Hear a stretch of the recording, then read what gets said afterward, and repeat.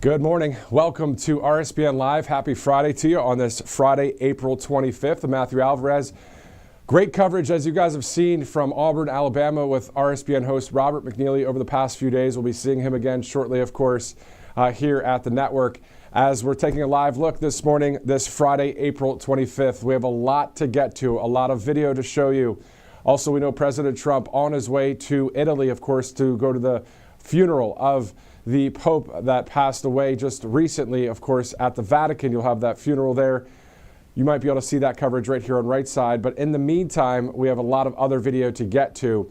Before we get to a number of elements today, let's go to one of our great sponsors. RSBN host Robert McNeely recently interviewed Paul Stone, the CEO of Colonial Metals Group. We'll be right back right after this great interview. We're joined by Paul Stone from Colonial Metals Group. Sir, thank you for joining us once again. I'd like to get your take on the House spending package and the bill that went into resolution and was ultimately passed. Somewhat of a surprise because it was just by that 217, 215 threshold. Shows how narrow that majority is for the Republicans. Yeah, well, that was something to take note of. But they all voted for it except for one. You know, I'm torn. I'm a huge fan of Donald Trump. When I got to meet him at Mar-a-Lago at his first victory celebration, put together by Larry Kudlow's initiative that helped him and created some of the blueprint that got him back to a victorious situation with the White House rather than a cantankerous situation. You know, I called him Braveheart. He's fighting an enemy that's already here.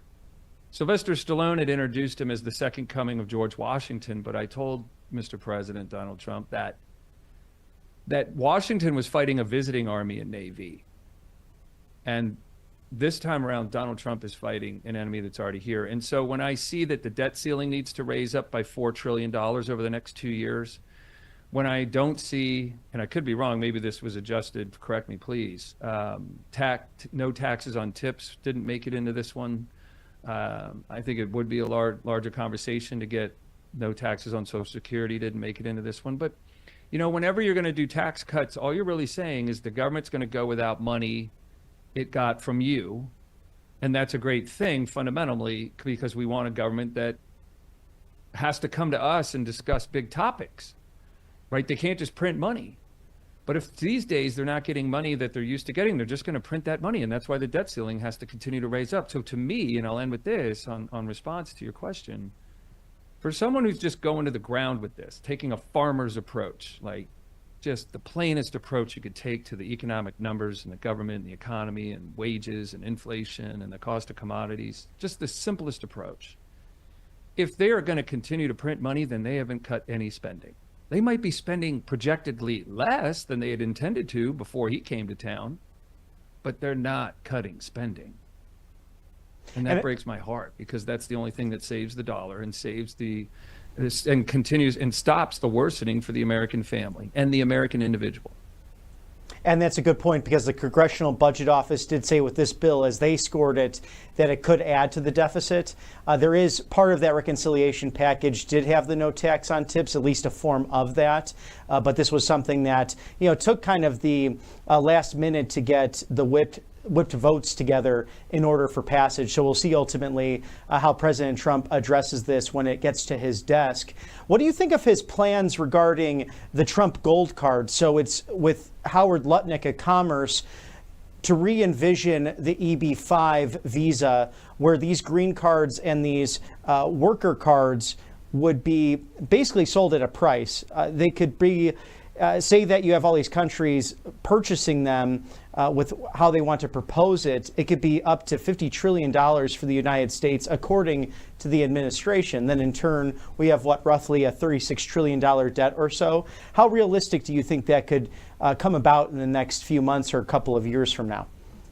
I think it's an interesting idea, and this is what you want. You want this kind of thinking in the White House. You want entrepreneurial, think outside the box. How does our economy flourish? What brings benefit down to the people? You know, we want their paychecks to benefit. We don't just want the government to benefit. Reagan famously, I guess, was saying to Carter. Yeah, Carter. He said, you know, the people, the government doesn't have an inflation people. The people do.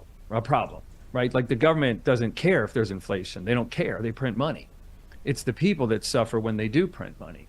And so anything that can bring revenue into the country that isn't, hurtful or harmful to the people that are already here is a great idea. My thought would be when I first heard that, great, let's stitch on for every person that pays the 5 million or whatever it was, billion or million, that they have to bring 10 people with them, 10 great people, that they open the door for 10 folks that have to deal with a 7-year naturalization process. You understand why these people just come across the Rio Grande? They've heard that it'll take 7 years for them to actually get to live here or be a citizen here. Who can go through that process if they aren't loaded in the bank? They don't have big bank accounts. We want common, awesome people to continue to move here. It would help offset the core of our economic problem, which is 70 million people retired starting in 1997. So if you can just focus on that for a second, we never had a retirement cost of any note until 1997, 98. Then all of a sudden, for the first time in American financial history, we had a gigantic loss from the productivity side and a new cost we'd never had before, gigantic cost that worsens every year. And now the whole planet's dealing with this and no one talks about it. There's 917 million human beings on Earth of the 8 billion that are over 70. And to that point, that's really interesting to dive into because President Trump has said at the CPAC conference and recently in other speeches that he wants to protect Social Security as it stands. And that's a launch from the left. You'll hear a lot of that from Democrats on the offensive, that Republicans want to dive into those funds. Are these funds sustainable ultimately? And how do we reform that and make sure that people are getting the benefits they've paid into, but also making sure we don't go bankrupt? Because even Elon Musk mentioned that during the cabinet meeting, that this is a moral issue. If the United States goes bankrupt, it's too soon, too late.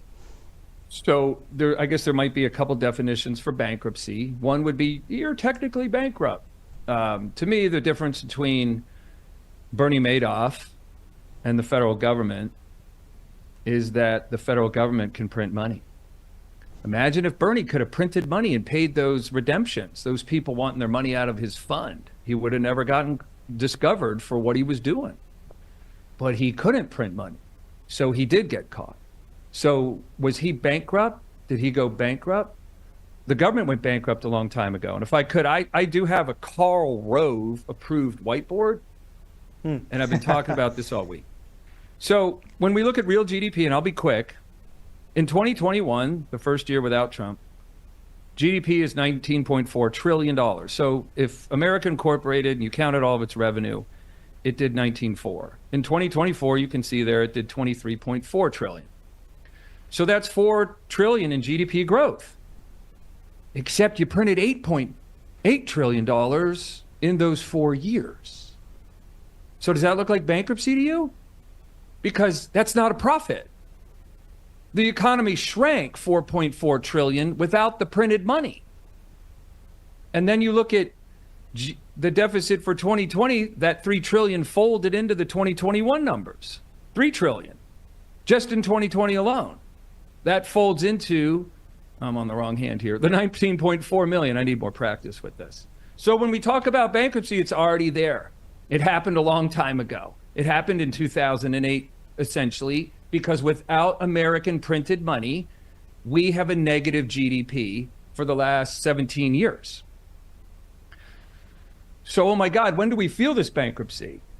When the ability to print money, when money has no more potency left in it, it's worth 2.7 cents today, the dollar. So when that potency reaches some mathematical place of half a penny, a tenth of a penny, maybe 1 penny, we don't know how long this actually lasts. And I know no one's talking about it. And you're sitting there going, how does Paul talk about this stuff like it's important when no one else who is important is talking about it? Because I don't think they're aware of it. I really don't think they're aware of it. I know Warren Buffett is saying, just keep saving $200 a month from every paycheck, and 40 years from now, you'll have a ton of money. I don't think so, because the dollar when he started doing that was worth 80 cents. And today it's worth 3. So that's the resource that allows us to communicate today, and me to put on a suit and talk and had a breakfast and a lunch today. Without the printed money, you don't have any of this. You have Bernie Madoff.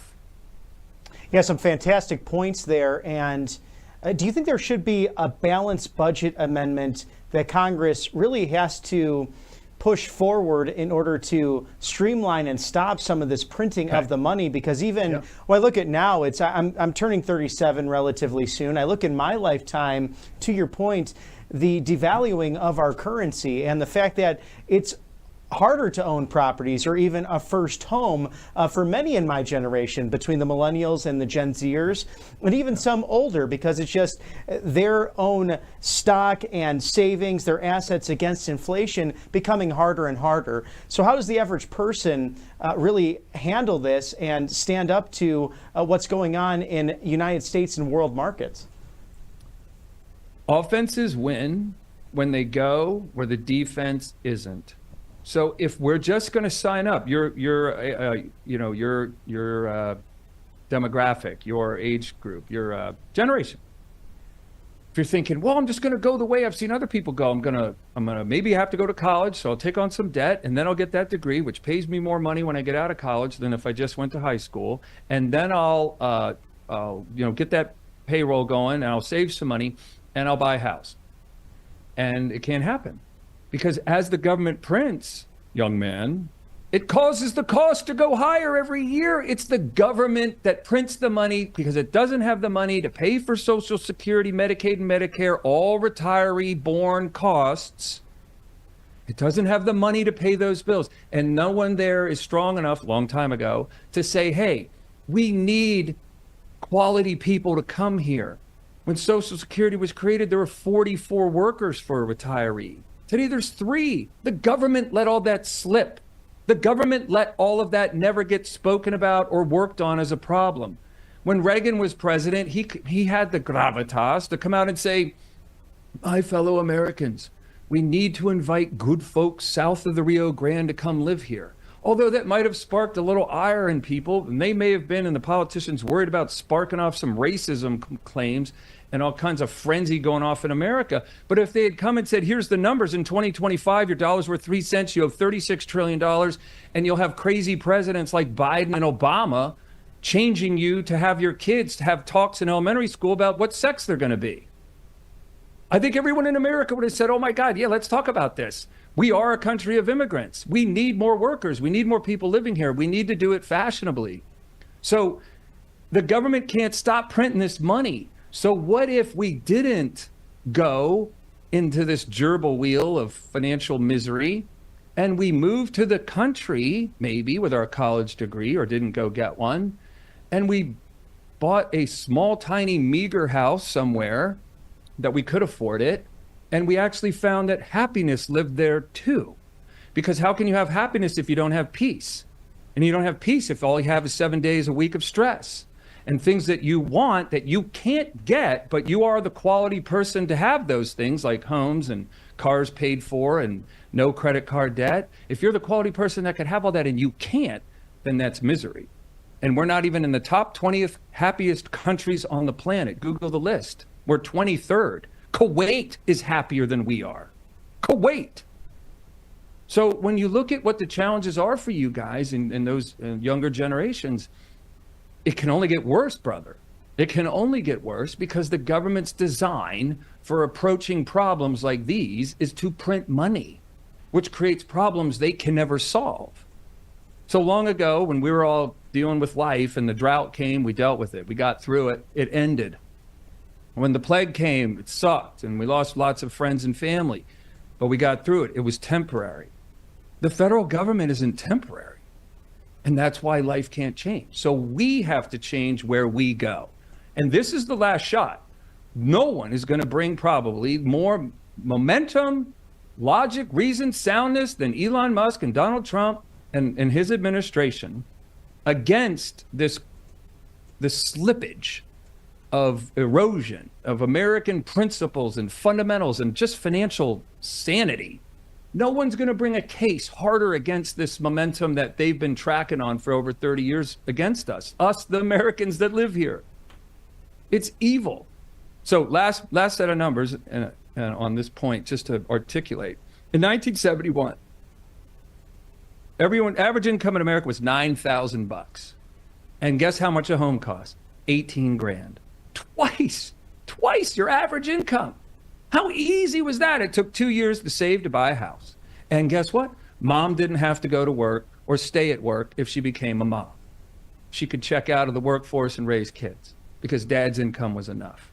Today, the average home price is 440 grand. And it's skewed because there's a lot of printed money in these employment payroll numbers. But average income, if you kind of account for some of that, is around $48,000 a year. So the house is almost 10x your income. And it takes on average 8 years to buy a home. And those numbers are skewed because there's a lot of, if you catch that college degree and end up in financial services, there's only a few industries left in this country, and those are usually very high paying jobs, so it skews the numbers. But if we strip that out, you might think it takes 14 years to save for a down payment to buy a home. You come out of college at 20 something, you ain't buying a home until you're 36. Wow. That's American erosion. That's where the American dream has disappeared a long time ago. Now it's just a memory. Trump working his ass off to bring that back. But those are the numbers. And numbers don't care if you're yelling from a podium. Bad math only turns into good math with a ton of good math getting mixed in. Raising the debt ceiling $4 trillion over the next 2 years is not part of good math. It's part of reality, but not good math. Oh, no question about that. The numbers don't lie. And it's affecting every other area of life. I mean, we have people getting married later, a population decrease, especially in certain demographics. And really, you only have people, I think maybe Tucker Carlson, Ron Paul, Rand Paul, perhaps Dennis Kucinich, Mike Lee, that come to mind instantly, who are really talking about how the debt is detrimental to the future of the culture and society as a whole. And as you mentioned, thank God for President Trump, thank God for Elon Musk, who are addressing it on top of all the other issues that they're facing between Doge, facing with the multitude of executive orders, and then further legislation as well, roughly within give or take 40 days in office. Now, it's just breaking news as we're talking now, but you might have caught the meeting with President Trump, President Zelensky of Ukraine, and then that press conference that did not happen. The bilateral meeting looks like it failed, at least temporarily, and Mr. Zelensky left the White House. Apparently, he was speaking to President Trump, wanting to stay for that, but sparks flew in the Oval Office, and rightfully so, as this was not going to be an easy discussion. How does the talk of gold and silver and precious commodities come into play in a situation like this for any given, individual in the United States? Gold was $300 an ounce when the baby boomers started retiring at the turn of the century, and it's tapping on 3,000 an ounce today. So what does that say? That's just a measurement of the erosion. It continues to worsen with worldwide instability as governments everywhere struggle, fail. They fail at working with their people and their businesses and their economies to produce enough revenue to cover the costs of the country, because the whole world owes $303 trillion to itself. And so when we look at more specifically to Zelensky's behavior, he should have, his first step ought to have been, we are so grateful that we don't have to have a Russian flag flying over our capital today, and it's because of Europe and the Americans. And we'd really like this war to end and the slaughter of our brave men and women to stop. And we'd like to rebuild our apartment buildings and our power plants and our roads and stuff, schools and hospitals. Instead, he's kind of just acting like he's got it going on. He doesn't really need it. I mean, I understand Putin's the stronger, person in the room than Zelensky, right? So you gotta, I can see that Trump, perhaps, I'm just suspecting, is paying a little more airtime to that and recognizing that has to be featured, and Zelensky has to be the beta and Putin kept as the alpha. And he's not liking that, but that's not going to go well. Wars and life itself is always about resources, access to resources and maintaining them. Why isn't Tom Brady throwing a football on an NFL field anymore? He lost the resource of youth. I lost the resource of hair. So when we look at how desperate all of this becomes for China, they have more homes that no one lives in. then we have homes in America. I think I have that right. It's so astounding. It's hard to believe. I've read it from a few different sources. They have more empty homes that no one will live in China than we have homes in America, total. So when you just look at how the world's just breaking apart, it's fracturing as our weakness continues, our financial dominance. So I think you need gold and silver because it's not money in the dollar. You need gold and silver because it's not money in some institution you have to rely on continuing to provide you with access to your money, or a bad Microsoft update goes down and the world bugs out and you can't get on a plane or a bus or get access to your funds. I mean, who knows? The world, with more and more tech, the world becomes more and more precarious on things it doesn't fully understand or control or see warning signs of before it breaks. At least a bridge will start sending little creaky sounds to you as you drive over it that maybe it needs some repair work done.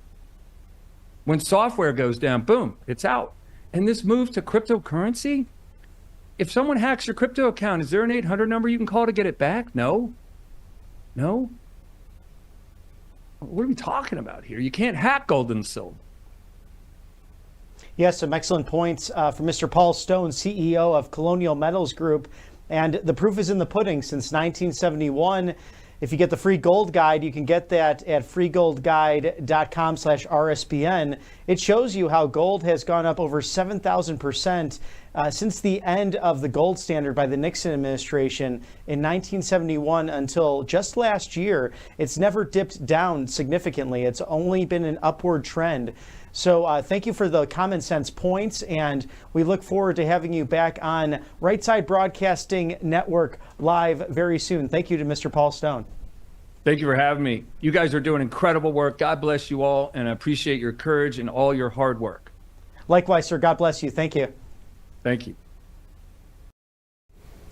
All right, you just saw that interview. Of course, RSBN host Robert McNeely and the CEO of Colonial Metals Group, Paul Stone, right there, a great sponsor here at the network. We'll get into some more sponsors here shortly, again, as it's 10:23 on this Friday, April 25th. Happy Friday to America. Isn't it great to have a president and a team that is on the right side of history and supporting we the people, standing up for freedom every day? We see that day in and day out. We'll get into some more specifics about as we near the 100-day mark of President Trump's second administration. Speaking of President Trump, he just left the White House, of course. We have video of him leaving to Italy as well. Let's go to the South Lawn as the president had a Q&A with some of the reporters there.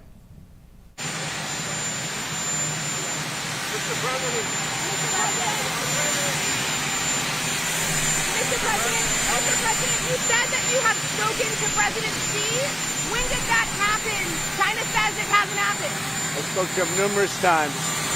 So we're leaving and going to Rome, where we'll be attending the funeral of Pope Francis. Some of you are going to go. Anybody going? And it's going to be very interesting. We're going to meet with a lot of the foreign leaders. They want to meet. Trade deals are going very well. I think Russia and Ukraine, I think they're coming along, we hope. Very fragile. And Iran, I think, is going very well. We'll see what happens. We're working on plenty of things that shouldn't be worked on because none of this stuff should have happened. This should have been taken place by Biden. It should have been fixed by Biden, but he couldn't do it, nor could he come close to doing. So anyway, we're going to Rome to pay our respects, and we'll be leaving that same day. We'll be coming back home tomorrow night. And I'll see some of you over there. Otherwise, I'll see you on television. How was the Whithoff meeting this morning? You said you spoke with President Xi. Have you spoken to him since the tariffs? When did you last I don't want to comment on that, but I've spoken to him many times. Yeah. From Japan? From Japan, I'm getting along very well with Japan. We're very close to a deal. Will you be meeting with the President? I'll be meeting with the Italians. Yes. Your Prime Minister? No, the President Zelensky. Oh, it's possible. How would you as the First Lady remember Pope Francis, sir? How would you as the First Lady? Very well. Good man. He loved the world, actually, and he was just a good man. I met him twice. I thought he was a fantastic kind of a guy. Time magazine that President Xi called you. When did that happen, and what did you discuss? I'll let you know at the appropriate time. Let's see if we can make a deal. The Witkoff-Putin meeting. Any updates on the Witkoff-Putin meeting, sir? The meeting right now. What do you hope to see transpire? They're meeting with Putin right now as we speak. And we have a lot of things going on. And I think in the end, we're going to end up with a lot of good deals, including tariff deals and trade deals. We're going to make our country rich, but we're going to try and get out of war so that we can save 5,000 people a week. And that's what my aim is. I want to save 5,000 young men. They happen to be mostly Ukrainian, Russian. 5,000 young Ukrainian and Russian men. And that's a big honor if I can do it. I think we're pretty close. No deadline. I just want to do it as fast as possible. What? 12 states have sued over your tariff plan. What do you say to those who voted for you? I think the tariff plan is doing very well. We're resetting the table. We're going to make our country very rich, very, very rich. It's already happening. Thank you very much.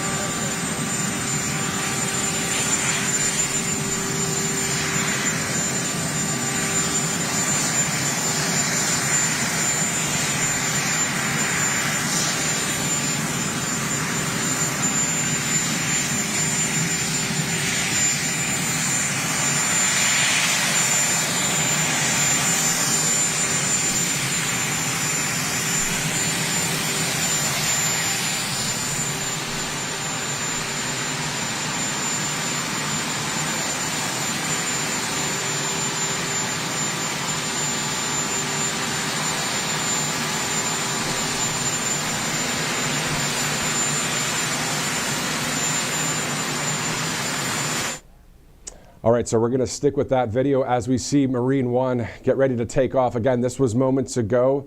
We'll also have video of the President and the First Lady departing from Joint Base Andrews and Air Force One on the way to Rome, Italy, of course, to go to the Vatican for Pope Francis's funeral. And how could you argue with President Trump? You heard some of the question and answer session there. The reporters weren't arguing per se in that situation, but someone that's saying I want 5,000 people less dying each week, or just wanting to stop a war, or wanting our country to be wealthier, healthier, better off.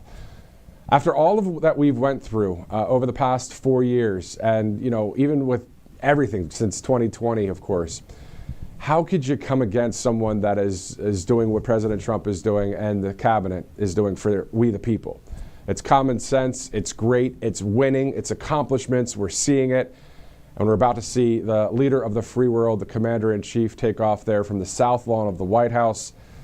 Great to see the president, great to see the First Lady on this Friday, April 25th. And again, once we see him take off there, we're going to go to video as well of Joint Base Andrews, where the president did take off a bit ago, because again, it says at the top right corner of that screen moments ago. So these are replays of just, not too long ago, showing you all the angles here at Right Side Broadcasting Network. If you're just joining us, I'm Matthew Alvarez. This is RSBN Live. Thanks so much for streaming in as we continue to cover the president, cover the cabinet members, cover our country as we move forward. And we see a lot of wins happening, of course. We are, get this, 4 days away from Rally Day in America. A rally in Michigan on the 29th as the president celebrates 5 days from now, 100 days in office during his second administration. These 100 days, of course, have been quite awesome. And they have been full of great America First policies, promises made, promises kept, a lot of great things happening. And President Trump, as you guys know, within those first 100 days has done more than most presidents would do in 4 years or 8 years, because they were just establishment doing what they had to do. Oh, they made it to president. Ooh, well, what are you going to do when you get there?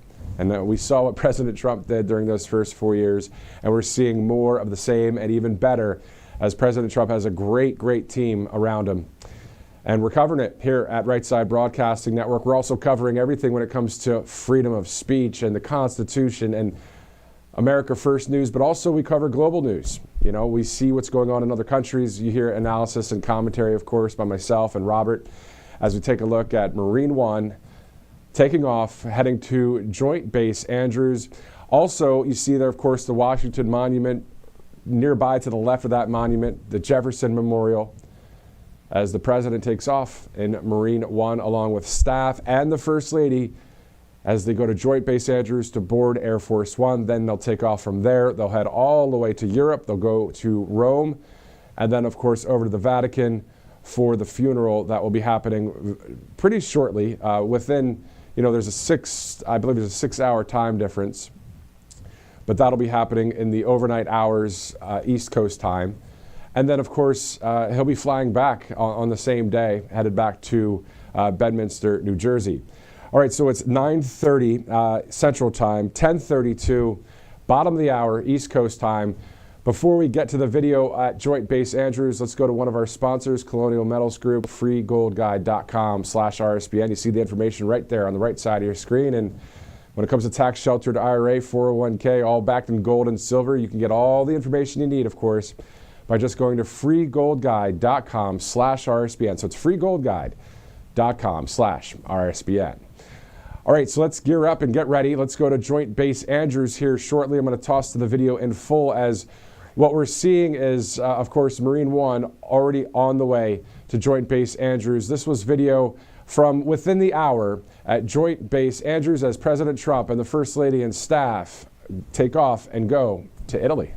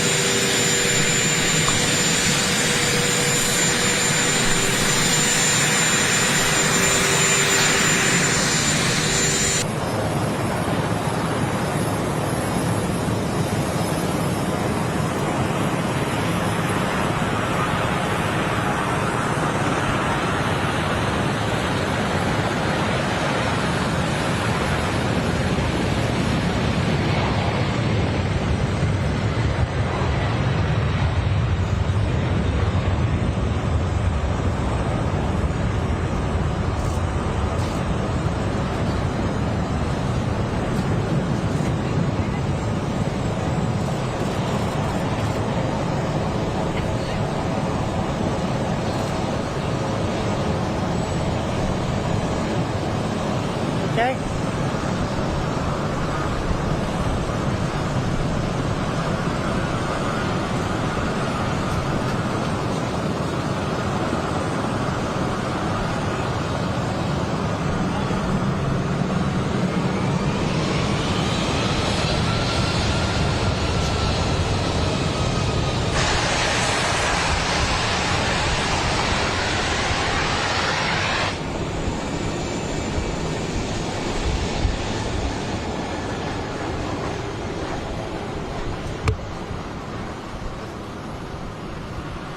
ain't no real. I still got it. All right, so President Trump heading east, of course, across the Atlantic Ocean to Europe, to Italy, and then to the Vatican for Pope Francis's funeral. We'll have coverage right here on Right Side Broadcasting Network. As much as we get live here at the network, we can share that with you, whether that's live or uploaded onto various social platforms.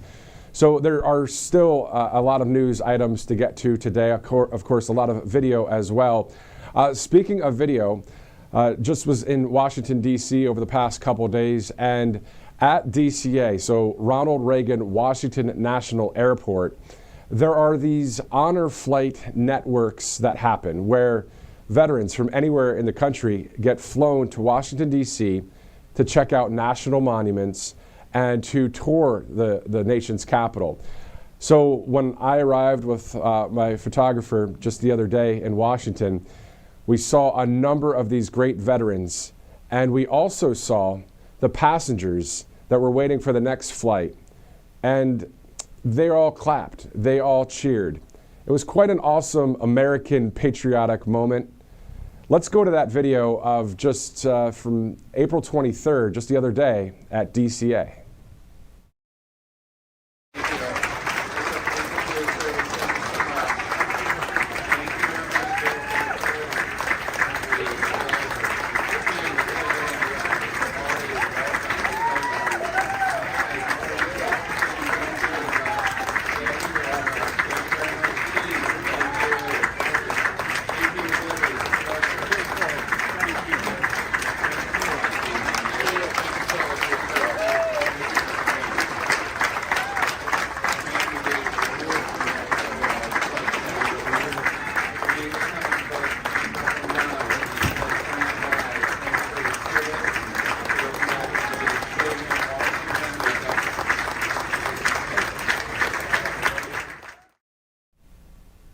How awesome was that? So I remember flying a couple weeks ago covering the NCAA for Auburn basketball here from Right Side. Of course, we're in Auburn, Alabama.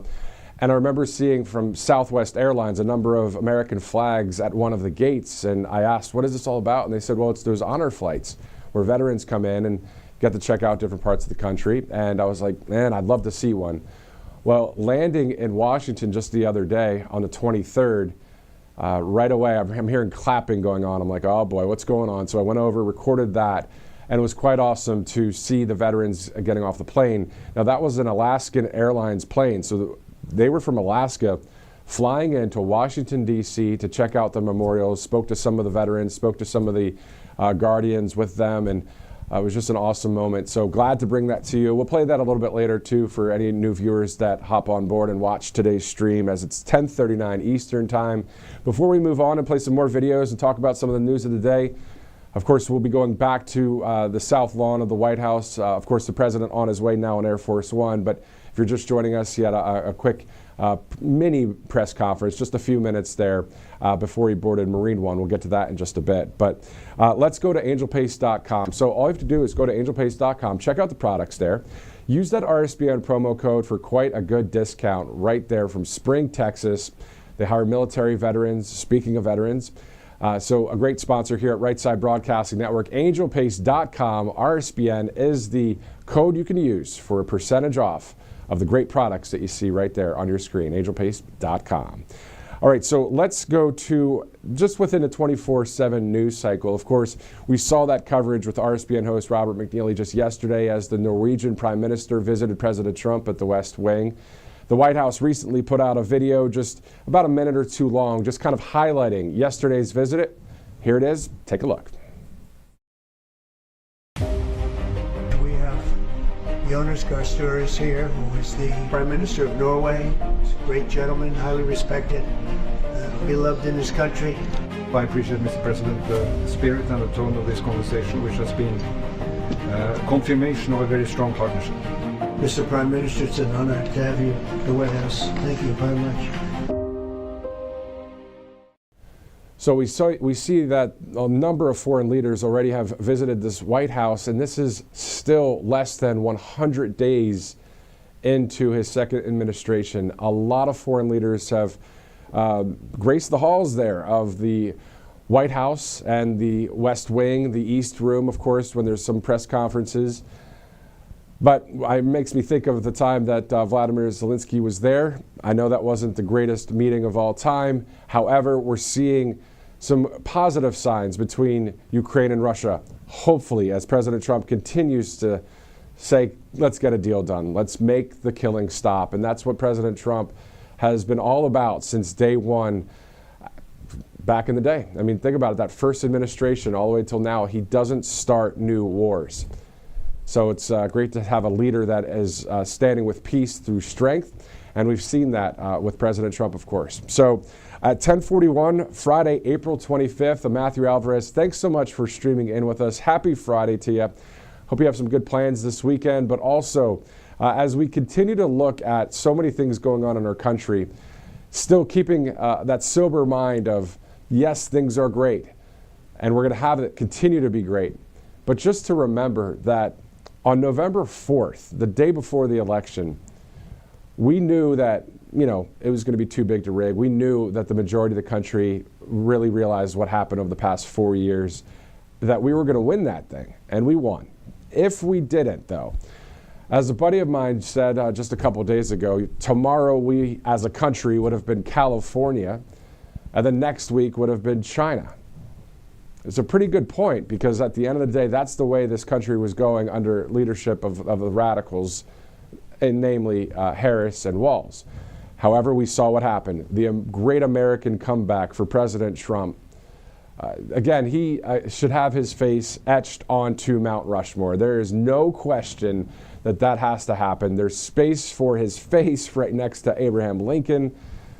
Two great presidents, Abraham Lincoln and Donald Trump, as you guys have seen, living in historic times here in this country. All right, so speaking of yesterday in the Oval Office, when the Norwegian Prime Minister was there, Secretary of State Marco Rubio, who will be meeting with an Iraqi leader a little bit later today, also had a few great comments right there in the Oval Office. The White House also put out this video. Take a look. I'll just point to one thing. Of all the leaders in the world today, no leader is working harder to prevent wars or end them than President Trump is right now. That's why we're talking to Iran. That's why we're engaged with Ukraine and Russia. It's the desire to prevent these wars from breaking out and to end the ones that exist already. And again, I just think it's tremendous for our country to be led by a president who desires to bring peace and establish peace and protect peace. So it's hard work. What a great quote there. No one's working harder than President Trump to end these wars. So we see that there from the Secretary of State, Marco Rubio, which we may have a feed of his brief meeting with an Iraqi leader coming up around about an hour from now, actually, 11:45 a.m. Again, thank you so much for joining us. Those of you just joining us right now on RSBN Live, again, I'm Matthew Alvarez. Thanks again for streaming in as we continue to cover America First stories, everything inside the Beltway and outside the Beltway of Washington, D.C. Specifically, right now, the president already over the Atlantic Ocean right now in that beautiful Air Force One that Robert McNeely, of course, has been on. And, that plane going to be landing in Rome, Italy, as they go to the Vatican for Pope Francis's funeral. We'll have some coverage here at Right Side, whether we'll be live or still recorded. What happens there, we'll be able to feed that to you in the sense of you can check it out on Rumble, YouTube, and other places. Thank you guys so much for watching on that great website, Rumble, as well. And if you're watching on X or Facebook, Truth Social, thank you so much for streaming in. So one thing that's really cool about the next few days, we're about 4 days away from the 29th of April. In Michigan, of course, as you guys may have heard, I'm just typing down 29th, I had the 30th there.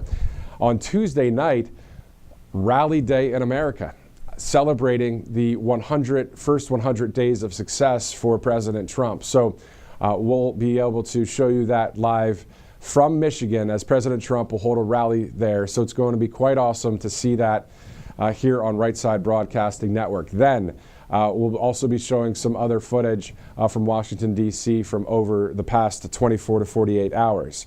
Speaking of the future and some of scheduling updates, May 13th through the 16th, according to White House Press Secretary Carolyn Leavitt, the president will be traveling to 3 countries in the Middle East Saudi Arabia, Qatar, and the UAE, the United Arab Emirates. So that's May 13th through the 16th. So right now, President Trump on his way to Italy, of course, for the Pope Francis funeral at the Vatican. And then on May 13th through the 16th in Saudi Arabia, Qatar, and the UAE. Of course, you can watch all of those kind of live events and coverage right here on RSBN Live. In other White House news, as you guys heard over the past few days, pretty awesome that there's going to be those 100-foot tall flagpoles on either side of the White House there with a beautiful American flag on each of those poles. Going to be an awesome sight, and of course we'll be posting various videos and photos of that when it happens, as Old Glory means so much to many of us in this country, meaning freedom and bravery and all sorts of great things. The Constitution, our faith in God, our freedoms that we have in this country, and all of the soldiers and the military over the years that have protected and fought for our freedom. But also, as we see our military grow to great strengths, to the point that we hope, as President Trump said, we'd be so strong that we wouldn't even have to use our military power. Peace through strength.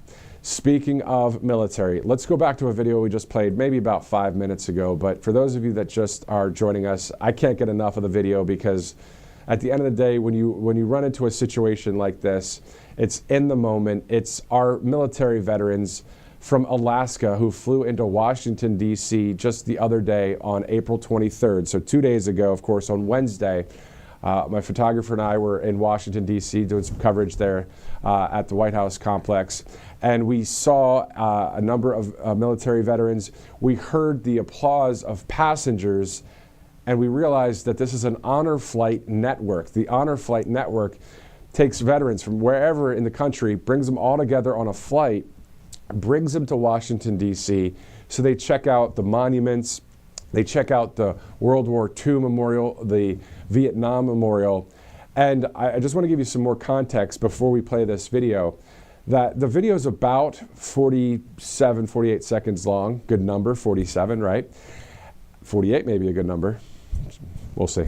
But also, what we know is that after the video is done, when I was walking and talking to some of the Honor Flight Network and some of the veterans and some of the guardians, some of the people with the veterans, there were people that were clapping at restaurants on the way as the veterans were being escorted to their bus to go check out all the memorials in Washington. So it was just a really cool moment. And when you think that, especially in Washington, D.C., let's be real, you know that there are liberals in this country. Unfortunately, the people that vote for the other side of the aisle just simply, I think at the end of the day, just kind of need to look at common sense, things that make sense.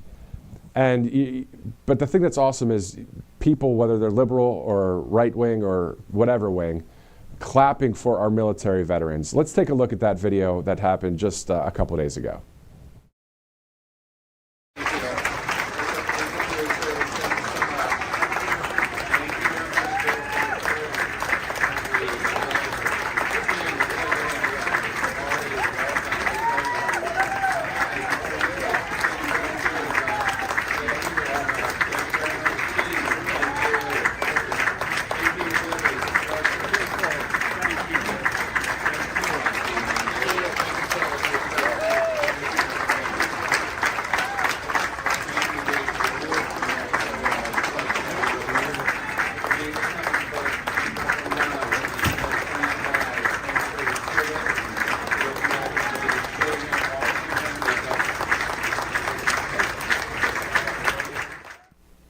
So that was at Ronald Reagan Airport, of course, Ronald Reagan Washington National Airport, aka DCA, right there near the Potomac. You can see the Washington Monument, the Jefferson Memorial. In the distance, you can see the U.S. Capitol building.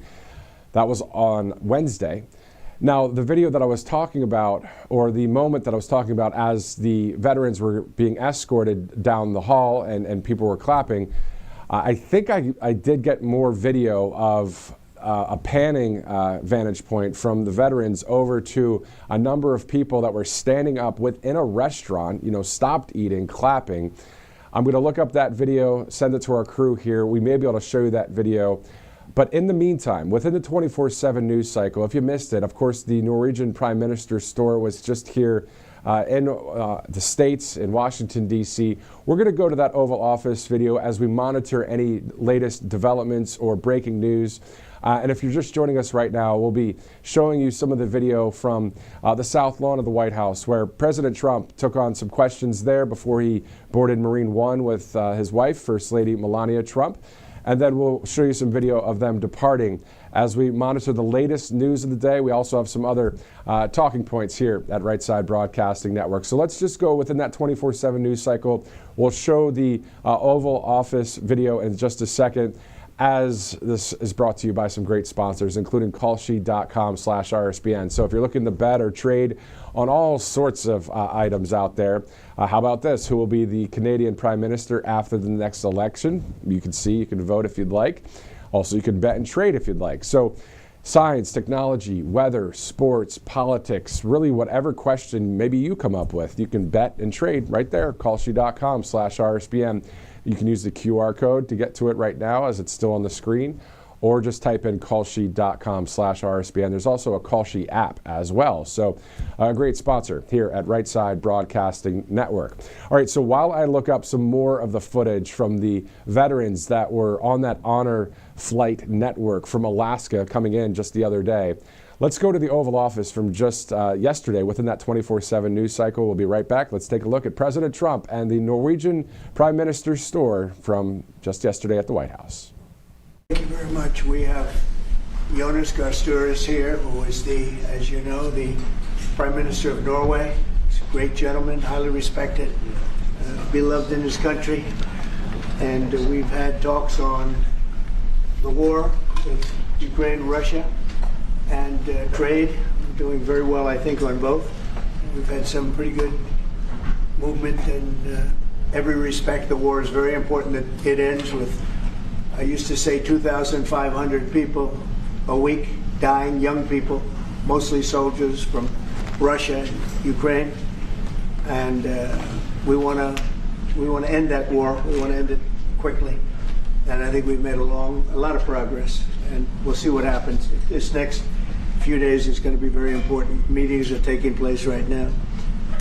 Additionally, we talked about trade, and we will definitely, we get along very well on trade. We'll do something, but I think the Prime Minister knows that over the years, the United States has been very good to a lot of people, and it's time for us to benefit also. So we're going to have a good relationship on trade, and we discussed other things also. But Mr. Prime Minister, it's an honor to have you at the White House. Thank you very much. Well, thank you, Mr. President. This year is 200 years since the first immigration from Norway to the U.S. We come here early in your term. Appreciate that you take time. We have highlighted that very close cooperation. We are allies. We look after security in the north, in the Arctic. A lot of confidence between our services.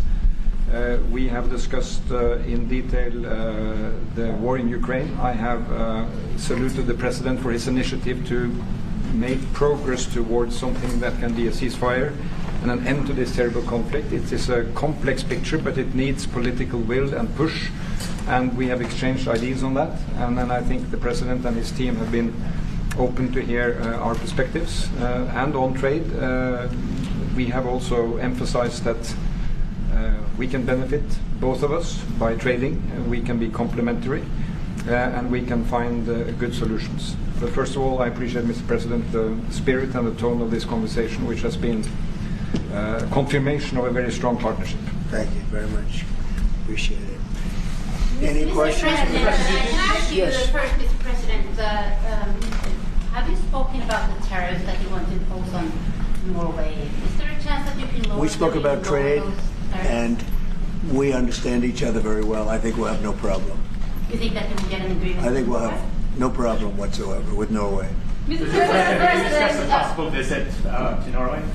Did you to discuss a possible visit for President Trump? We didn't, but I love it. I mean, I've been there, and it is a beautiful place. They have.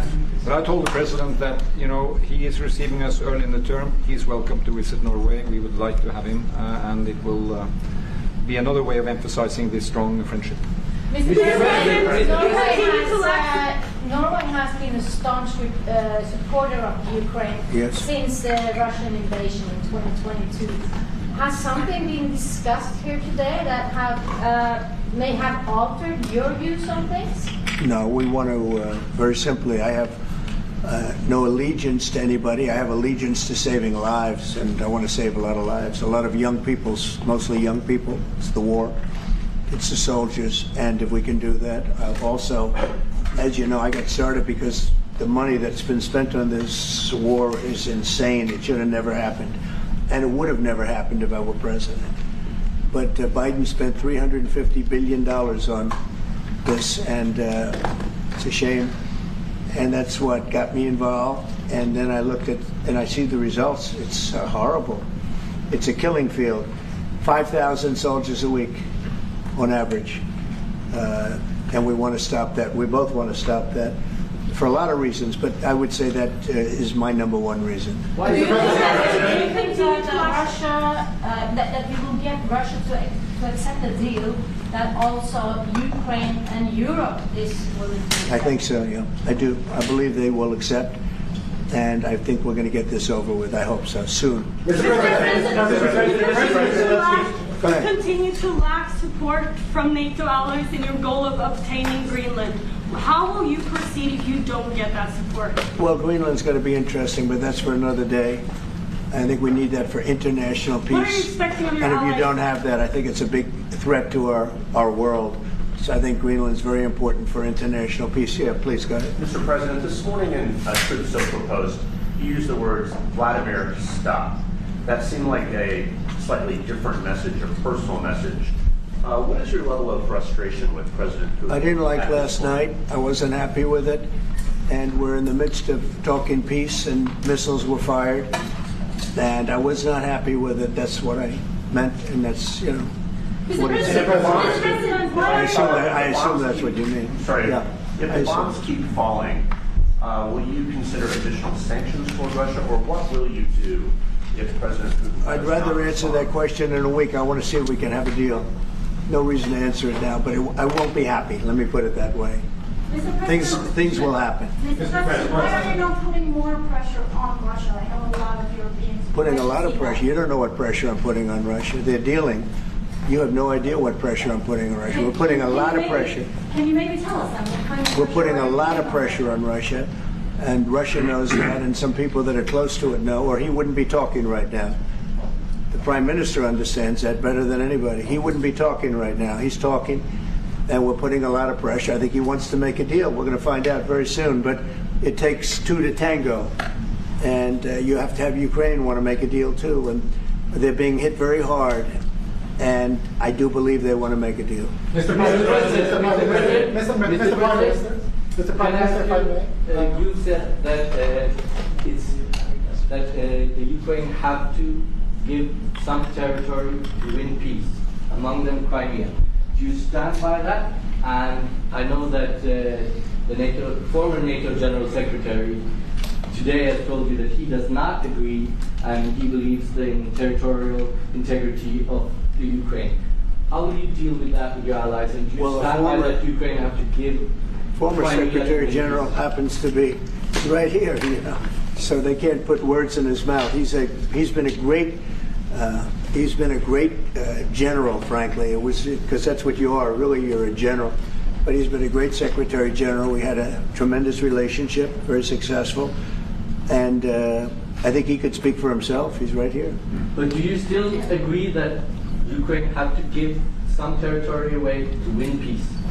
Well, it depends what territory. They've been fighting. They've lost a lot of territory. We'll do the best we can, working with Ukraine. We'll do the best we can. But they lost a lot of territory.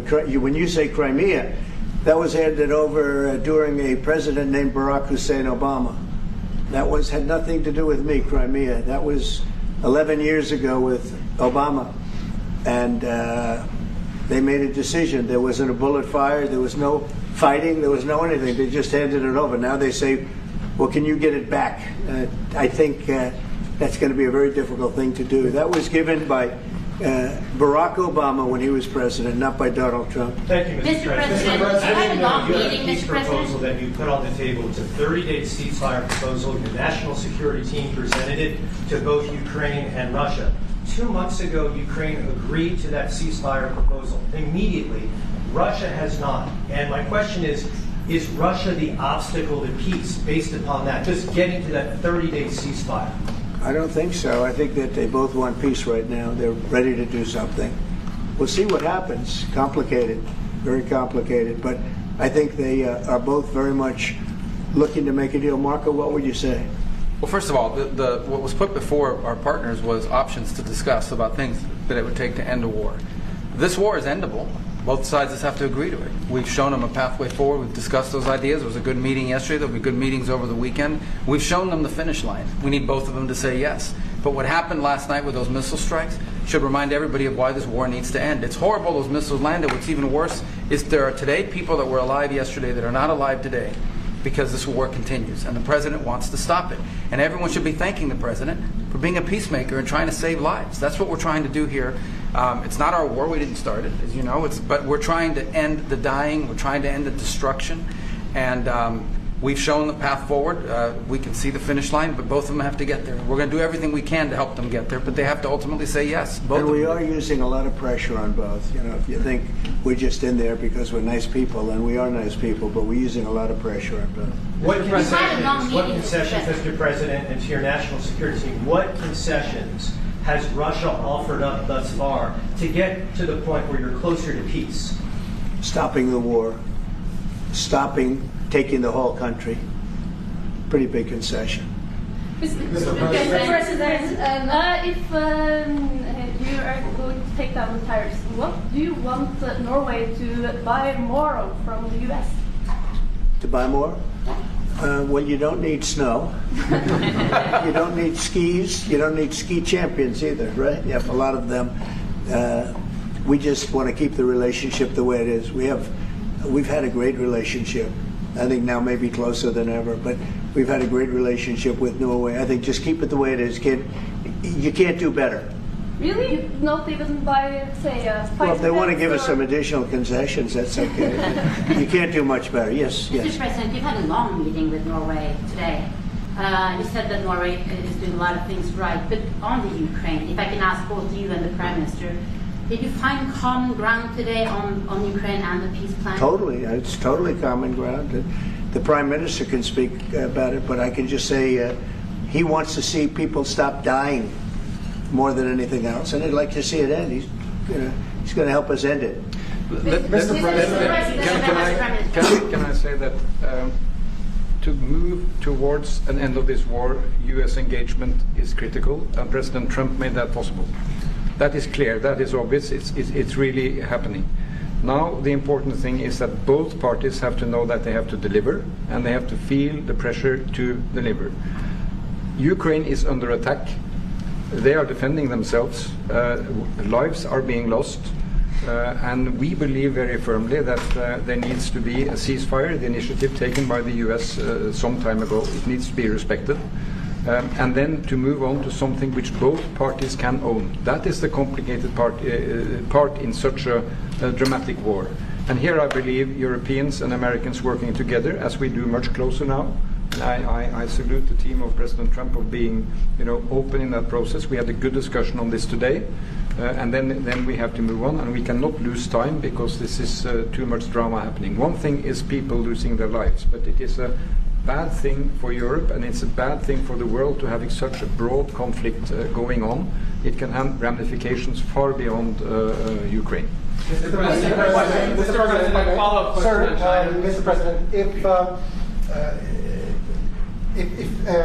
I forgot my question. I wanted to ask about. It's all right. That happens. It happens sometimes. Yeah. No, Mr. President, I wanted to ask about the. Well, actually, Zelensky has said that he wants more Patriot missiles. So far, has been no response from the United States. if you and the United States decides to pull out of negotiating for peace, trying to broker peace, does that also mean a no on Patriot missiles, a no on sharing intelligence with Ukraine? Let's see what happens. I think we're going to make a deal. And if we make a deal, that'll be wonderful. We won't have to worry about your question. You can ask that question in 2 weeks, and we'll see. But I think we're getting very close. The Prime Minister feels the same way, and we'll hopefully not have to answer that question. Mr. President, Norway is the third country to be officially invited to the White House after Liberation Day. Why did you invite Norway so soon to the White House? Because I like them. And I like your Prime Minister, and I like the way your government runs, and I respect the King. He's highly respected in Norway. It's a great thing. Not an easy thing to do. He's done a great job. Yeah. Would you like an invitation to visit the King? Absolutely. You get me that invitation. I just told the President he's welcome to visit Norway. President Trump, first point farming. You said before that you like the Norwegian Petroleum Fund, and I'm wondering if that has been up for discussion today, the way that we have structured our money and whether. Well, this fund was created in the late 1990s to save for future generations the income from oil and gas. Norwegians should continue to work as hard, dedicated, innovate and move forward, despite having these incomes, which we happen to be in the period of our history where we can harvest, and we have transferred that into investments, half of them, by the way, here in the United States. Mm-hmm. So I think this is a model which we have been able to explore. If we can share experiences, and we do with our colleagues in the US, you never copy this one-to-one, but there can be techniques and way of working that we have used in organizing our fund. Jens Stoltenberg was the finance minister when the first dollar entered that fund. So he is a safe hand to have as a finance minister today. What do you say? No, and as you said, Mr. Prime Minister, we are ready to sit down with the US to also work with them on if they want to establish a sovereign wealth fund, because we have a good experience with our fund. And I think that one example of how we work together with the United States is that half of the fund, close to $1 trillion are invested in the United States, mainly in equity, but also some in fixed income, including government bonds. So this is an expression of trust in the United States, expressed by the strong investment of the sovereign wealth fund. Then just briefly on Ukraine, since it was mentioned, we had a very good and extensive discussion about Ukraine, the path forward to peace. And as the Prime Minister said, we commend the US for pushing forward to try to find a negotiated solution. At the same time, we need to continue to support Ukraine, and therefore I'm proud that Norway has actually tripled the military support to Ukraine, and this year we will allocate close to $8 billion to Ukraine. That will strengthen them and also their hand on the negotiating table. If I may add to that, if there's a peace, and there will be a peace, we have a common responsibility in securing democratic Ukraine for the future, and the best security guarantee they can have is the ability to defend themselves, and we are investing in that. Mr. Prime Minister, if I may... As it relates to tariffs, Mr. President, when you unveiled your reciprocal tariffs on April the 2nd, the tariff rate for Norway was 15%. Based upon your conversations that you've had today with the Prime Minister, do you see that tariff rate coming down from what you proposed just a few weeks ago? Well, they have a great fund of $2 trillion. It's a big fund, and they don't have any debt. So I think they'd probably be willing to pay us more than that, I hope. Are the two nations in agreement? Mr. President, Yes. in 2018, your former Secretary of State Mike Pompeo called for an end to Russian occupation of Crimea. Why has this administration changed its stance on territorial concessions for Crimea? Well, the war started. It would have never started if I were president. This is a war that is horrible. All wars are horrible. This one is in particular bad. And I don't know that you can ever say there's going to be a winner to this, because so many lives have been lost. Not only soldiers, a lot of lives have been lost. I think that we want to do one very simple thing. It would have never happened if I were president. Zero chance it was going to, and it didn't. You know, people say, how do you know that? Number one, it didn't happen. We never even discussed it. I would talk to Putin about it. It was the apple of his eye. You know, Ukraine was the apple of Putin's eye, but there was never even a thought that he'd go in. And I think he understood that I would not be happy if he did. And it was only when I got out, and you know, when you mention what happened to Ukraine years ago under President Obama and a vice president that was also president later, unfortunately for this country, what happened is large chunks of land were given up, and it was called Crimea, and that was a big thing. That was a big moment. But this isn't my war. This is Biden's war. This is a war that Biden was president when this war happened. But I'm trying to put out the fire, and I think we'll be successful. And if we do, we're going to save a lot of lives. Otherwise, and the Prime Minister had a statement. He said, this is just a point in time. We're very lucky because this is a point. And if this doesn't happen, this could go on for a long time. Mr. President, will you have meetings with other world leaders when you're in Rome, sir? Future Democrat president? I don't think he will. I think he wants to make peace. I think he wants to end it, and I feel pretty confident of that. But we're gonna know pretty soon. Mr. President, will you have meetings with other world leaders when you're in Rome? Yes, I will. Which leaders do you want to meet, sir? Well, I'd like to meet them all. That would be nice. I'd like to take care of all of them, but we have many of them there, and they all want to meet. They want to meet about trade. And we are making some great inroads and great deals. You might want to speak about that, Mr. Secretary. We had a very successful bilateral meeting with the Republic of South Korea today. We may be moving faster than I thought, and we will be talking technical terms as early as next week as we reach an agreement on understanding as soon as next week. So South Koreans came early. They came with their A game, and we will see if they follow through on that.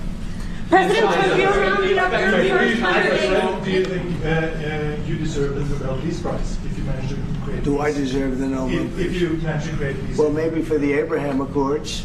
I don't want to get ahead of myself on this one, but they say for the Abraham Accords, and by the way, speaking of that, we're going to be filling it up. A lot of countries want to come into the Abraham Accords. You know, we have 4. And Biden did nothing on that one, too. It's the same 4. But they're great countries, and they were brave doing it, and it's worked out very well. And we're going to be filling up the Abraham Accords. They're going to be, I think, filling it up very rapidly. Mr. President, could you say something about that? There's great, enormous opportunity to grow the Abraham Accords. But I would just point to one thing. Of all the leaders in the world today, no leader is working harder to prevent wars or end them than President Trump is right now. That's why we're talking to Iran. That's why we're engaged with Ukraine and Russia. It's the desire to prevent these wars from breaking out and to end the ones that exist already.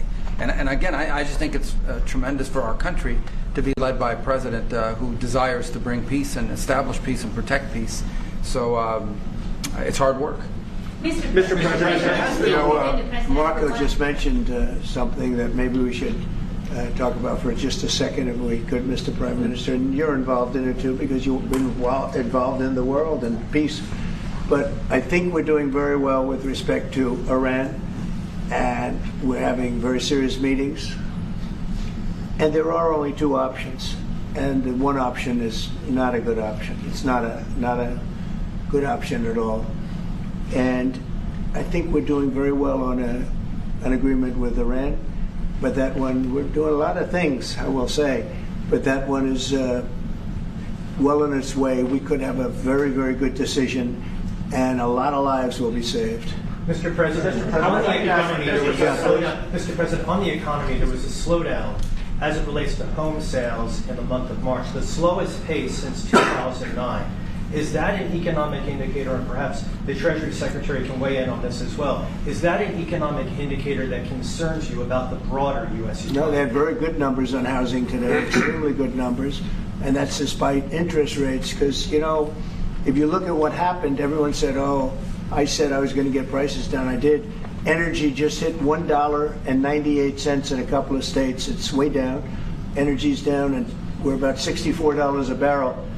When I came in, and we were looking at $89, $90, $95. And by the way, that helps us solve the war too. Having those energy prices is a big a big incentive for Russia to also agree with solving the war problem. Groceries are down. When I was with you 2 months ago, you were complaining about eggs. I said, I just got here. I was here for about a week when the press started saying about eggs have gone through the roof. I said, I just got here. Tell me about eggs. And they happened. They went through the roof and you couldn't get them. So we just had a big Easter egg hunt at the White House. Thousands and thousands of eggs. And the price was down 87%. So we did a great job. Housing is doing very well. We should lower interest rates. That's the Fed. I hope they lower interest rates. That's a smart thing to do. Be ahead a little bit, although already it's a little bit late. But in the end, we just have a great country. We have a very strong country, and we have every other country. I can't think of one country that doesn't want to negotiate a deal. And they either negotiate a deal or we set a deal that we think is fair. Because we don't have to go through all of these. It would be physically impossible. You know, you have so many people that really understand it, which is a very small group of people here.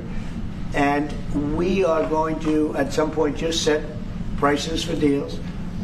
Some will be tariffed. Some treated us very unfairly. They'll be tariffed higher than others.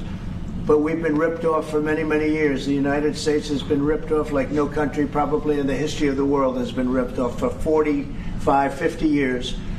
And countries have gone rich by doing that with the United States. We've taken care of their militaries, and military is another subject we talk about. We're not going to make that subject to any of the deals, but you know the same countries that I do where we virtually take care of their military and then don't get treated fairly on trade. So the people, and I don't blame those countries, I blame the people that sat at that beautiful desk right behind you, because those people didn't do the job for this country, and they let us lose $4 billion a day on trade. We were losing $4 or $5 billion a day on trade when I got here, and now we're going to be much better than breaking even, and we're going to be making $4 or $5 billion a day on trade.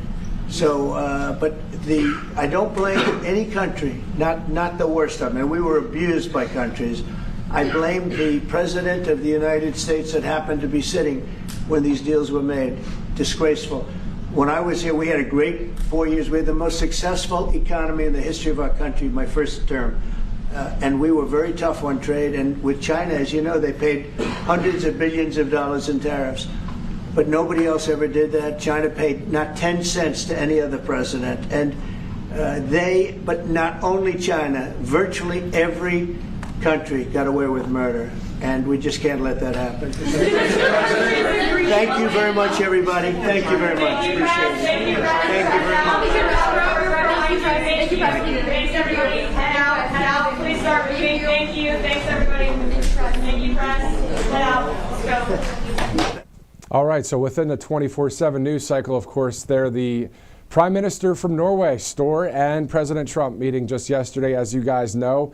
A lot of you, of course, watching right now, streaming in. You know when it's live. You know when it's recorded, of course, by it saying previously recorded. Let's go now to something we were talking about earlier. If you're just joining us, we were talking about these military veterans that were arriving at the airport just the other day. My photographer and I were in Washington, D.C. doing some coverage there. And this is the video I was talking about where some of the people at the restaurant were clapping as the military veterans went by. So you see that video there. We also took a photo. I took a photo of a number of the veterans and some of the guardians there. It was great to meet everyone at DCA. A little bit later, we're going to toss to the longer form video where the passengers are clapping and saying thank you for your service to a lot of the veterans there from Alaska who were headed to Washington, D.C. just a couple days ago. Still there, enjoying the sights of Washington, D.C., but also paying their respects at various memorials, the World War II Memorial, the Vietnam Memorial, and other memorials there. That's the video that we'll be going to a little bit later, just so you can hear and experience what it was like for the veterans, and also just seeing the passengers stand up and clap. And it was quite awesome to be a part of the experience, and we'll play that video a little bit later for you. In the meantime, we do know that Secretary Pete Hegseth is making a trip to the southern border today. We'll see if there's any kind of feed for any speech that may be happening. We do know that he did just post a video about 8 or 9 minutes ago about a new policy. We'll get to that in a little bit. Let's go now, before we move on to a commercial break, let's go to some sponsors here at Right Side Broadcasting Network.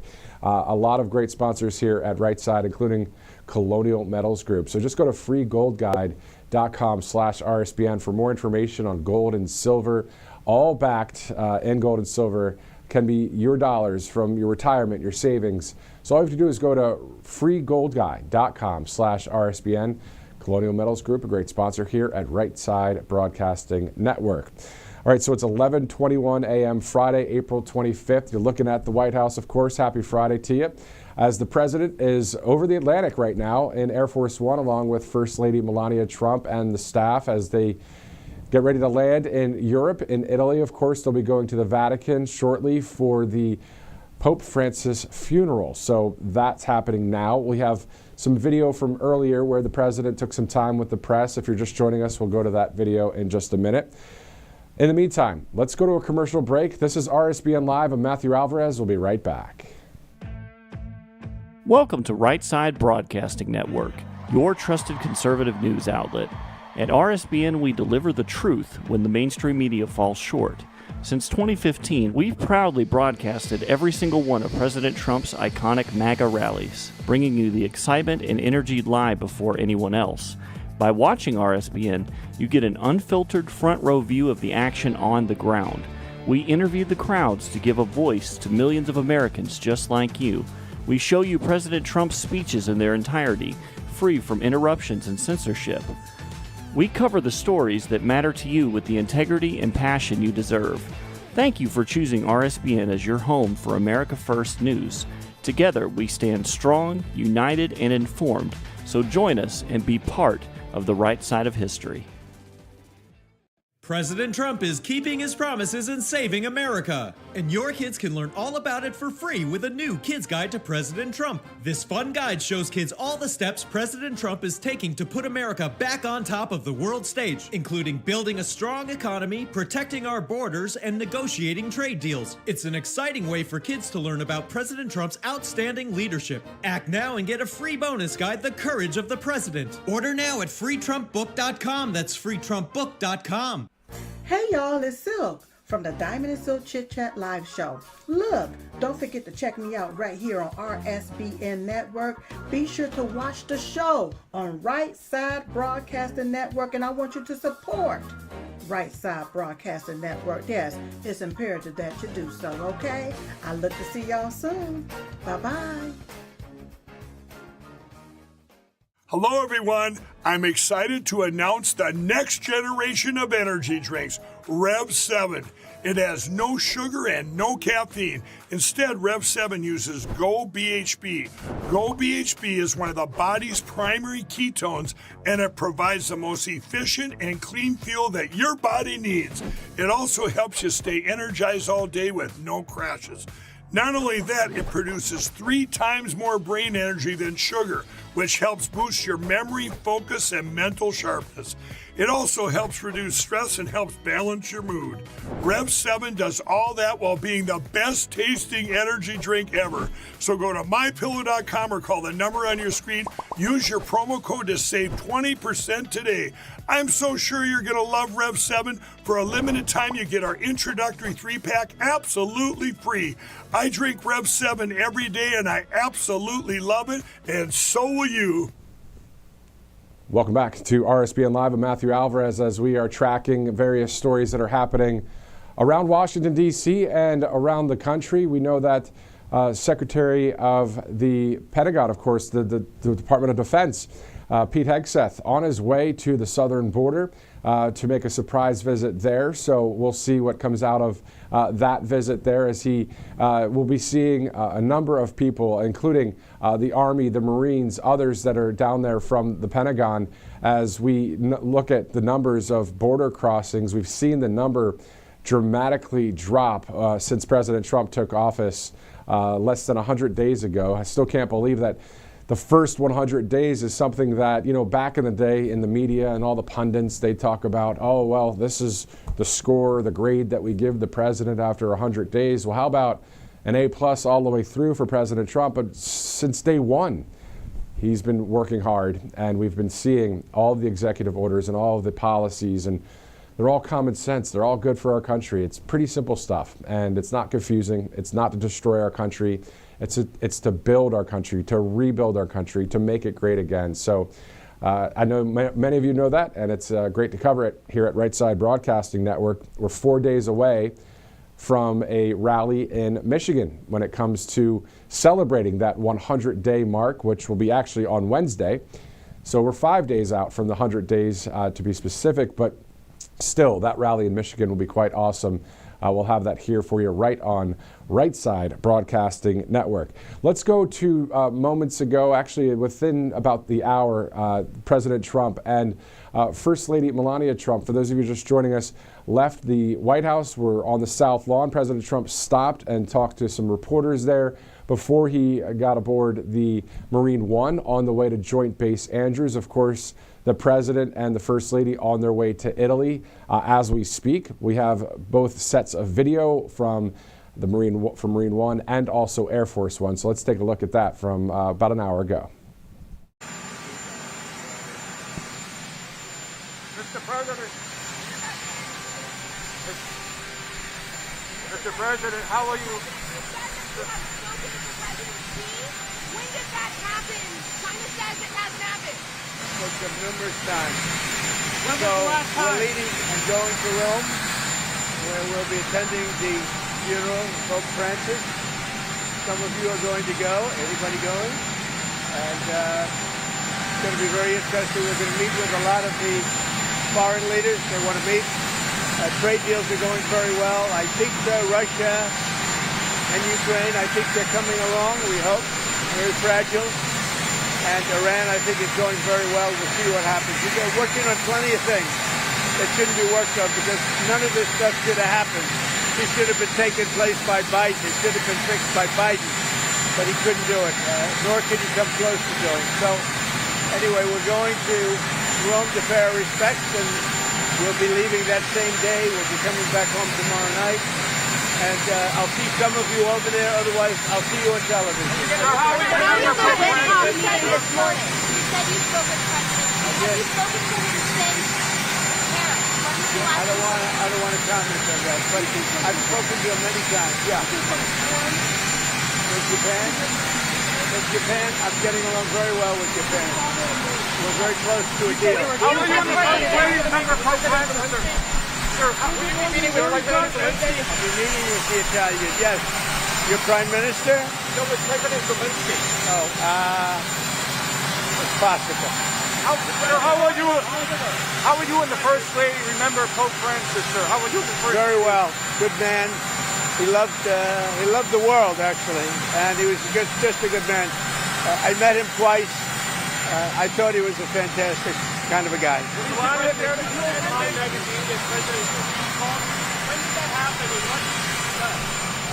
I'll let you know at the appropriate time. Let's see if we can make a deal. The Witkoff-Putin meeting. Any updates on the Witkoff-Putin meeting, sir? The meeting right now. What do you hope? Yeah, they're meeting with Putin right now as we speak, and we have a lot of things going on. And I think in the end we're going to end up with a lot of good deals, including tariff deals and trade deals. We're going to make our country rich, but we're going to try and get out of war so that we can save 5,000 people a week. And that's what my aim is. I want to save 5,000 young men. They happen to be mostly Ukrainian, Russian. 5,000 young Ukrainian and Russian men, and that's a big honor if I can do it. I think we're pretty close. What's your deadline for a resolution? No deadline. I just want to do it as fast as possible. What? Have you seen over your tariff plan? What do you think of those proposals? I think the tariff plan is doing very well. We're resetting the table. We're going to make our country very rich, very, very rich. It's already happening. Thank you very much.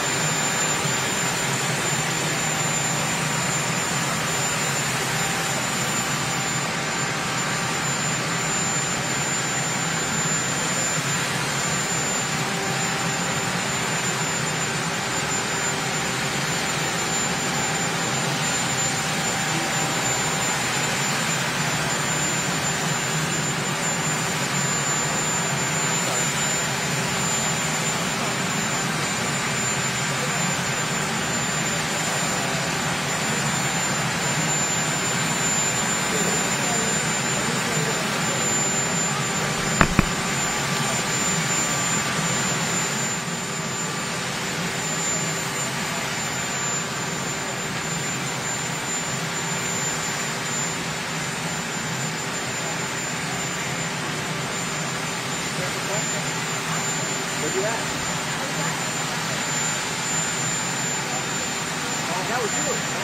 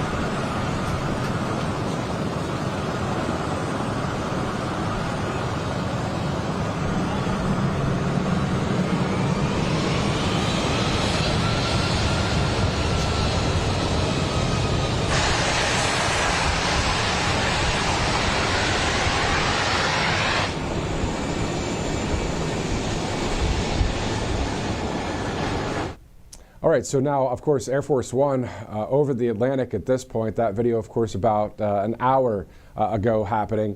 So the president on his way with First Lady Melania Trump to the Rome airport there, and then they'll go to the Vatican for Pope Francis's funeral. That all happening moments ago when it comes to the president leaving on Air Force One. So a number of other things happening right now. Secretary of Defense Pete Hegseth on his way to the southern border to talk about the border crossings there. Also, we know that the Secretary of State Marco Rubio will be meeting with an Iraqi leader. We'll get to some of that in just a minute. Let's go to angelpace.com in the meantime. Great sponsor here at Right Side Broadcasting Network. A number of awesome products right there on your screen. One of them is the Miracle Cream. So just check it out, angelpace.com. Use the RSBN promo code. You'll get quite the discount off that product, but also other products are there available out of Spring, Texas, and the higher military veterans, a great patriotic group of people. Angelpace.com. 11:39 Eastern, Friday, April 25th. Happy Friday to you. You see the White House, of course, there. President Trump, not there now, of course, on Air Force One, on his way to Europe. All right, let's go to the Secretary of Defense, Pete Hegseth. He put out a video about 20 minutes ago. It's titled No More Walking on Eggshells Policy. So no more walking on eggshells policy. What the heck does that all mean? Well, here is the Secretary of Defense that posted this video a while ago. He's now on his way to the southern border, but check it out. We're back with more reforms here at DOD, and this one is one of the most important ones we've done. The official title is Restoring Good Order and Discipline Through Balanced Accountability. A little wordy, but over the target. The real title that I call it, the No More Walking on Eggshells Policy.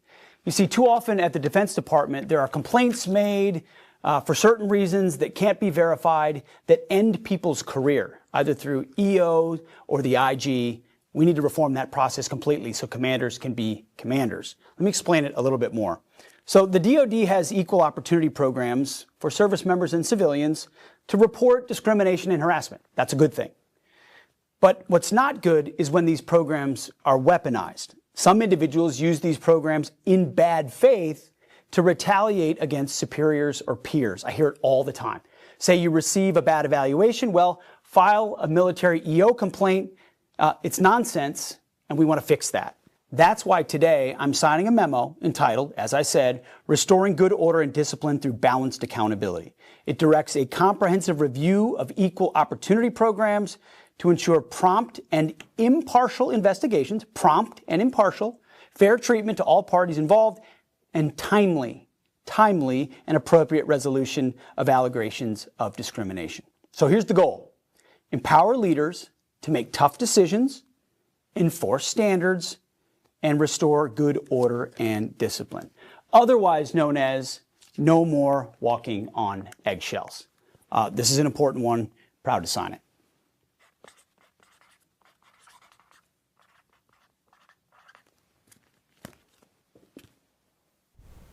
To be honest, having all of these great leaders in the cabinet, like Pete Hegseth and like Kristi Noem, who you're about to see, the Secretary of the Department of Homeland Security, when they communicate so well what they're doing, it makes our job a lot easier. We just throw to the event and we throw to the soundbite, but still, at the end of the day, covering a lot of news here at Right Side Broadcasting Network. Speaking of throwing to another soundbite, let's go to DHS Secretary Kristi Noem, who also posted a video within the past few hours. Take a look. Every day I get a report of individuals that we have arrested in this country and gotten out that have been perpetuating violence against our communities and endangering families. Today, sexual assault with a child, murder and robbery, bank robbery. We have an assault with a deadly weapon, an intent to kill, rape, and robbery as well. Listen, since President Trump has been in office, in just a few short weeks, we have arrested and deported over 150,000 individuals, many of them incredibly dangerous, that now our communities are much safer. I'm thankful for all of the work that President Trump has done, his focus on getting foreign terrorist organizations such as MS-13 and TDA out of this country, and I'm grateful for his leadership that dirtbags like this are no longer in the United States of America. Well, there you go. And this is a live look right now as the Secretary of State, Marco Rubio, will be meeting with an Iraqi leader there in the States, of course, in just a bit. So what we know is at the end of the day, the Iraqi Deputy Prime Minister, Dr. Fuad Hussein, he'll be meeting with him in just a bit. I have to get specifics, to be honest with you, on this. I want to be real transparent with you. I'm not sure if this is in the Middle East or at the here in the States right now. That looks like something that may be in the Middle East. I don't know. So producers, if you can help me out with that. I'm not sure if that's where this meeting is happening, but I just want to be transparent and accurate with you guys here on the fly. As you guys know, this is a live desk, as Robert McNeely, of course, calls it. This is RSBN Live. We take a lot of live feeds or recorded videos that were just moments ago. We share that with you here at the network. So as soon as we see the Secretary of State and this Iraqi leader meet, whether there's some questions and answers from reporters or any comments there through a translator, however that works, we'll show it to you live, or at least record it and show it to you when we can, right here at RSBN. All right, so a lot going on today, of course, even though it's a Friday, another great week of wins for President Trump. We are 4 days away from a rally in Michigan, all to celebrate 100 days in office for President Trump. The first 100 days. I've been calling it the 100 days of success. We've seen so many wins with President Trump and the team. Okay. And we're hearing from the producers that this is a meeting in Washington. So that confirmed right now. So speaking of the Middle East, though, on May 13th through the 16th, President Trump will travel to 3 countries in the Middle East: Saudi Arabia, Qatar, and the United Arab Emirates. So President Trump will be in the Middle East on May 13th through the 16th, meeting with people there in Saudi Arabia, Qatar, and the UAE. Meantime, President Trump, as you know, over the Atlantic right now on Air Force One, along with his wife, First Lady Melania Trump, and staff, as they head to Europe for Pope Francis's funeral, at the Vatican.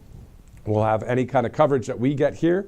We'll share that with you either live or recorded right here on the network.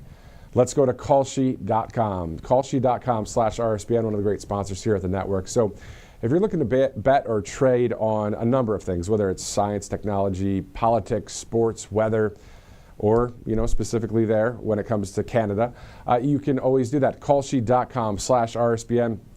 You see the QR code as well. A great sponsor here at the right side, but also a sponsor and a product that is really growing in popularity around this country. It's becoming a go-to place for people that want to bet or trade, or even just have fun and check out the different questions and what people are voting on and betting on and trading on. So callsheet.com/RSBN. All right, so it's 11:46 Eastern Time, Friday, April 25th. The Secretary of State and this Iraqi leader are set to meet in Washington right there live at this moment. So 11:45 was what that's scheduled for. As soon as we see that, we can go back to that in just a minute. Or if we're on to something else, we can always record all of these events and then share it with you live right here on the network. All right, and so in other White House news, as you guys know, as you look at the American flag there, the 100-foot pole that's going to have the American flag on one side of the White House, and there will be a second one on the other side. It's going to be awesome to see it. I'm sure we'll have various videos and photos of that when that happens.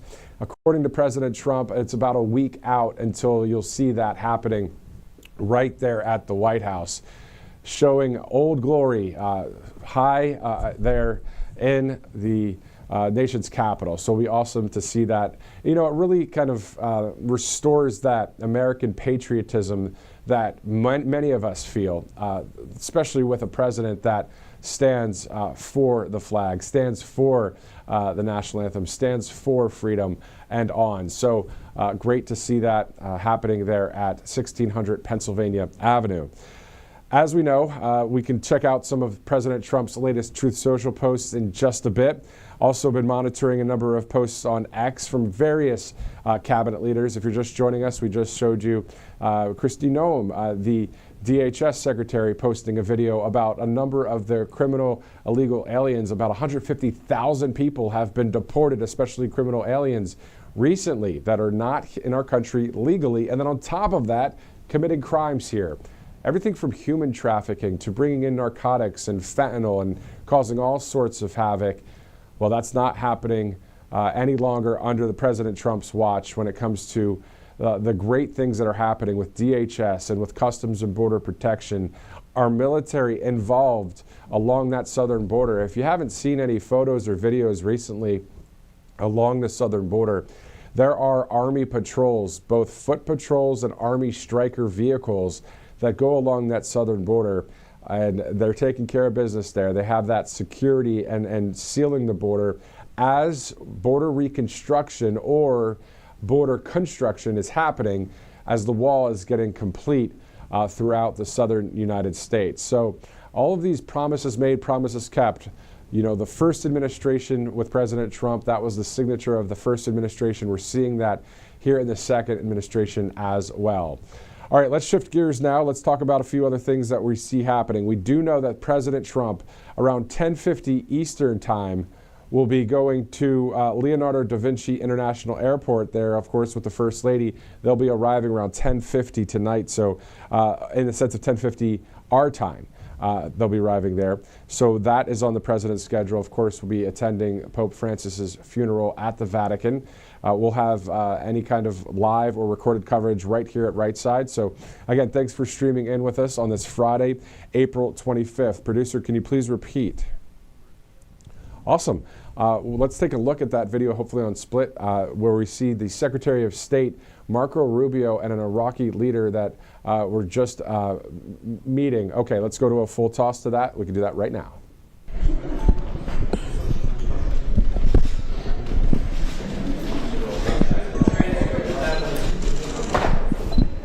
We got some sound.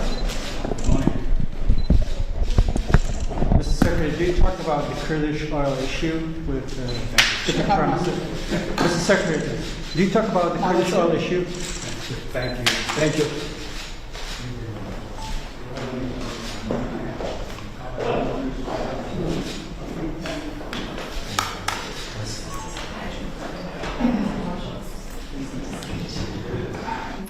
And of course, a photo op there, but at the end of the day, showing an Iraqi leader with the United States leader shaking hands, showing that this is happening, that they're meeting, they're discussing various things. That was the Iraqi Deputy Prime Minister, Dr. Fawad Hussein, meeting with Secretary of State Marco Rubio. So that happened literally moments ago in Washington, D.C. Again, upcoming for President Trump. On April 29th, he'll be in Michigan for a rally. You'll see one right here on Right Side Broadcasting Network. Quite awesome to see a rally again here on the network, as they'll be celebrating 100 days of success, the first 100 days for President Trump. So that's on April 29th. Then again, on May 13th through the 16th, speaking of the Middle East just a minute ago, President Trump will travel to 3 countries, Saudi Arabia, Qatar, and the UAE, so the United Arab Emirates. So that happens in mid-May. We'll have that coverage for you here on Right Side Broadcasting Network. Let's shift gears a bit. Those of you just joining us, thank you for joining us. Those of you that have been with us since the top of the broadcast, about, I guess that was what, 10 a.m. Eastern time. Thanks for sticking with us. We're going to go to a video that can't get enough play today, because at the end of the day, when you see a moment that I experienced just the other day at DCA, so Ronald Reagan Washington National Airport, arrived there with a photographer as we were doing some various coverage in DC. And what we saw was an honor flight network. So an honor flight is where there's proceeds and funds that fly veterans from all around the country to Washington, D.C., to go to memorials, to just check out the Capitol, to do all sorts of great things there in Washington. Well, right when we were getting off of deplaning our flight, the next gate over, literally, I was hearing some clapping going on, and then rolled on the following. Check it out.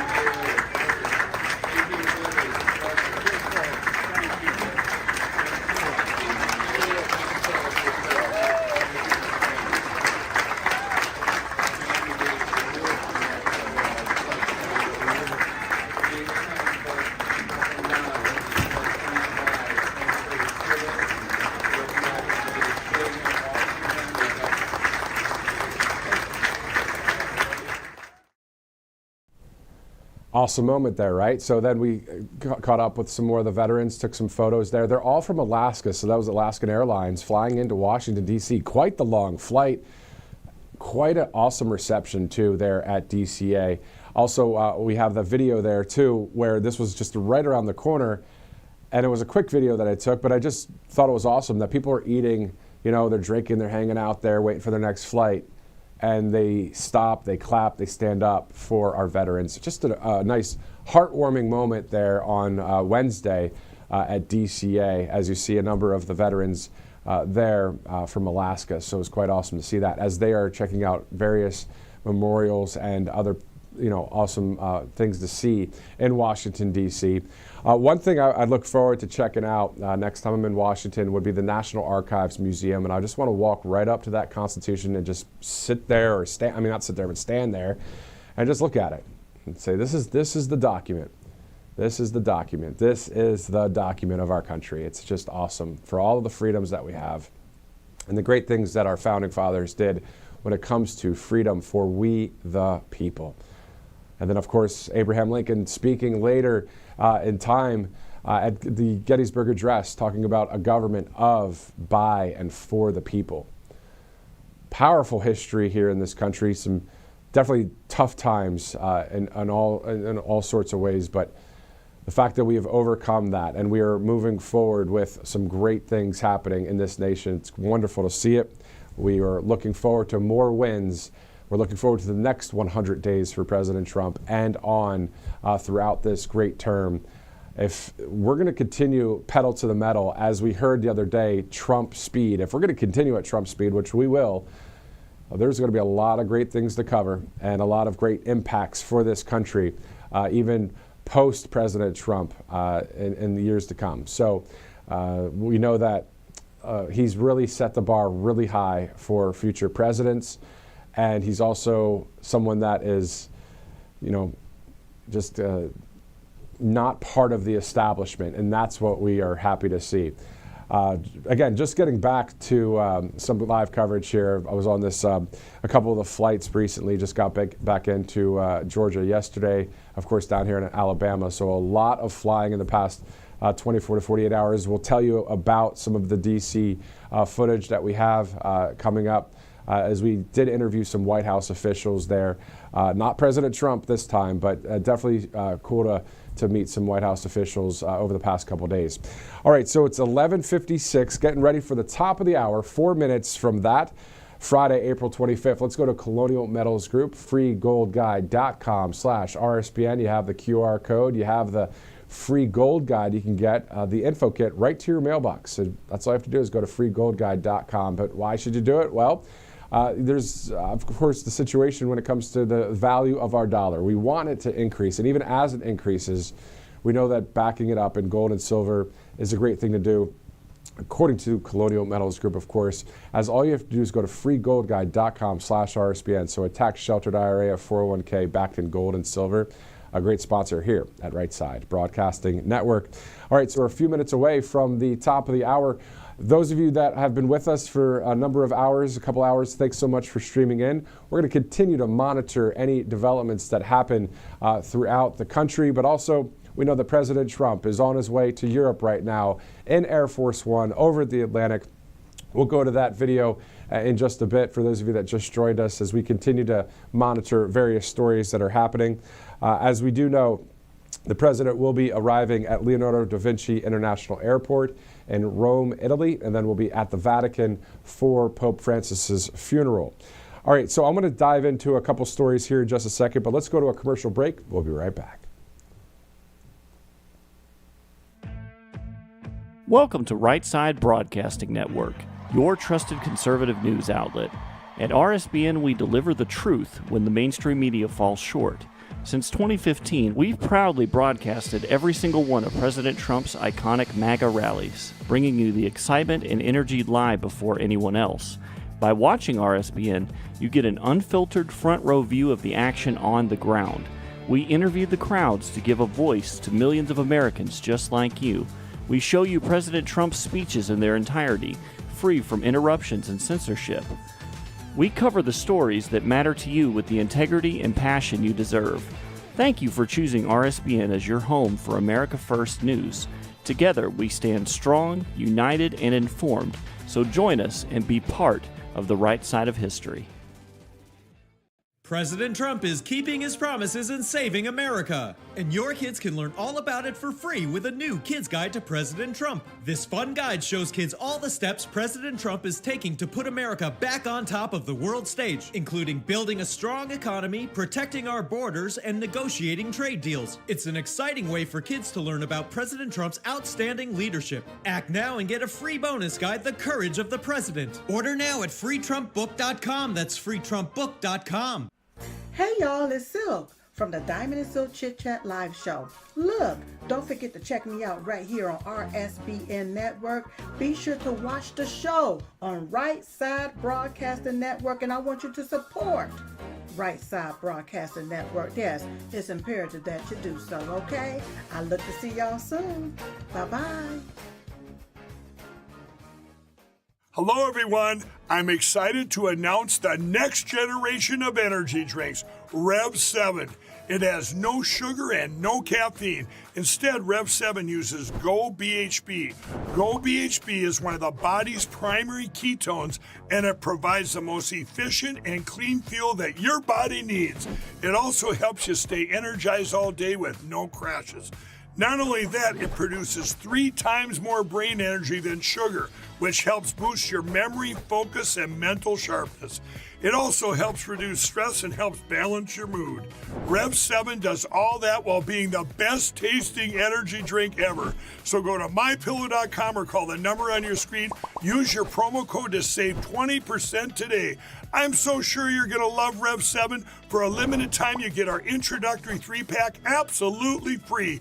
I drink Rev 7 every day, and I absolutely love it, and so will you. Good afternoon. Welcome to RSBN Live. I'm Matthew Alvarez. Thanks so much for sticking with us and watching all of the coverage for the past couple hours. We've seen a lot of various things happening, from the president boarding Marine One, also headed to Joint Base Andrews, and then also, of course, heading to Rome, Italy now, as he gets ready to attend Pope Francis's funeral at the Vatican. So it's 12 o'clock, 12:01, Friday, April 25th. Recently, Time magazine actually sat down with President Trump on April 22nd. We have a photo of this. Recently, this just happened. So you see the two covers right there on your screen. I'm going to get a closer look at it right here on Right Side Broadcasting Network, as we are live right now.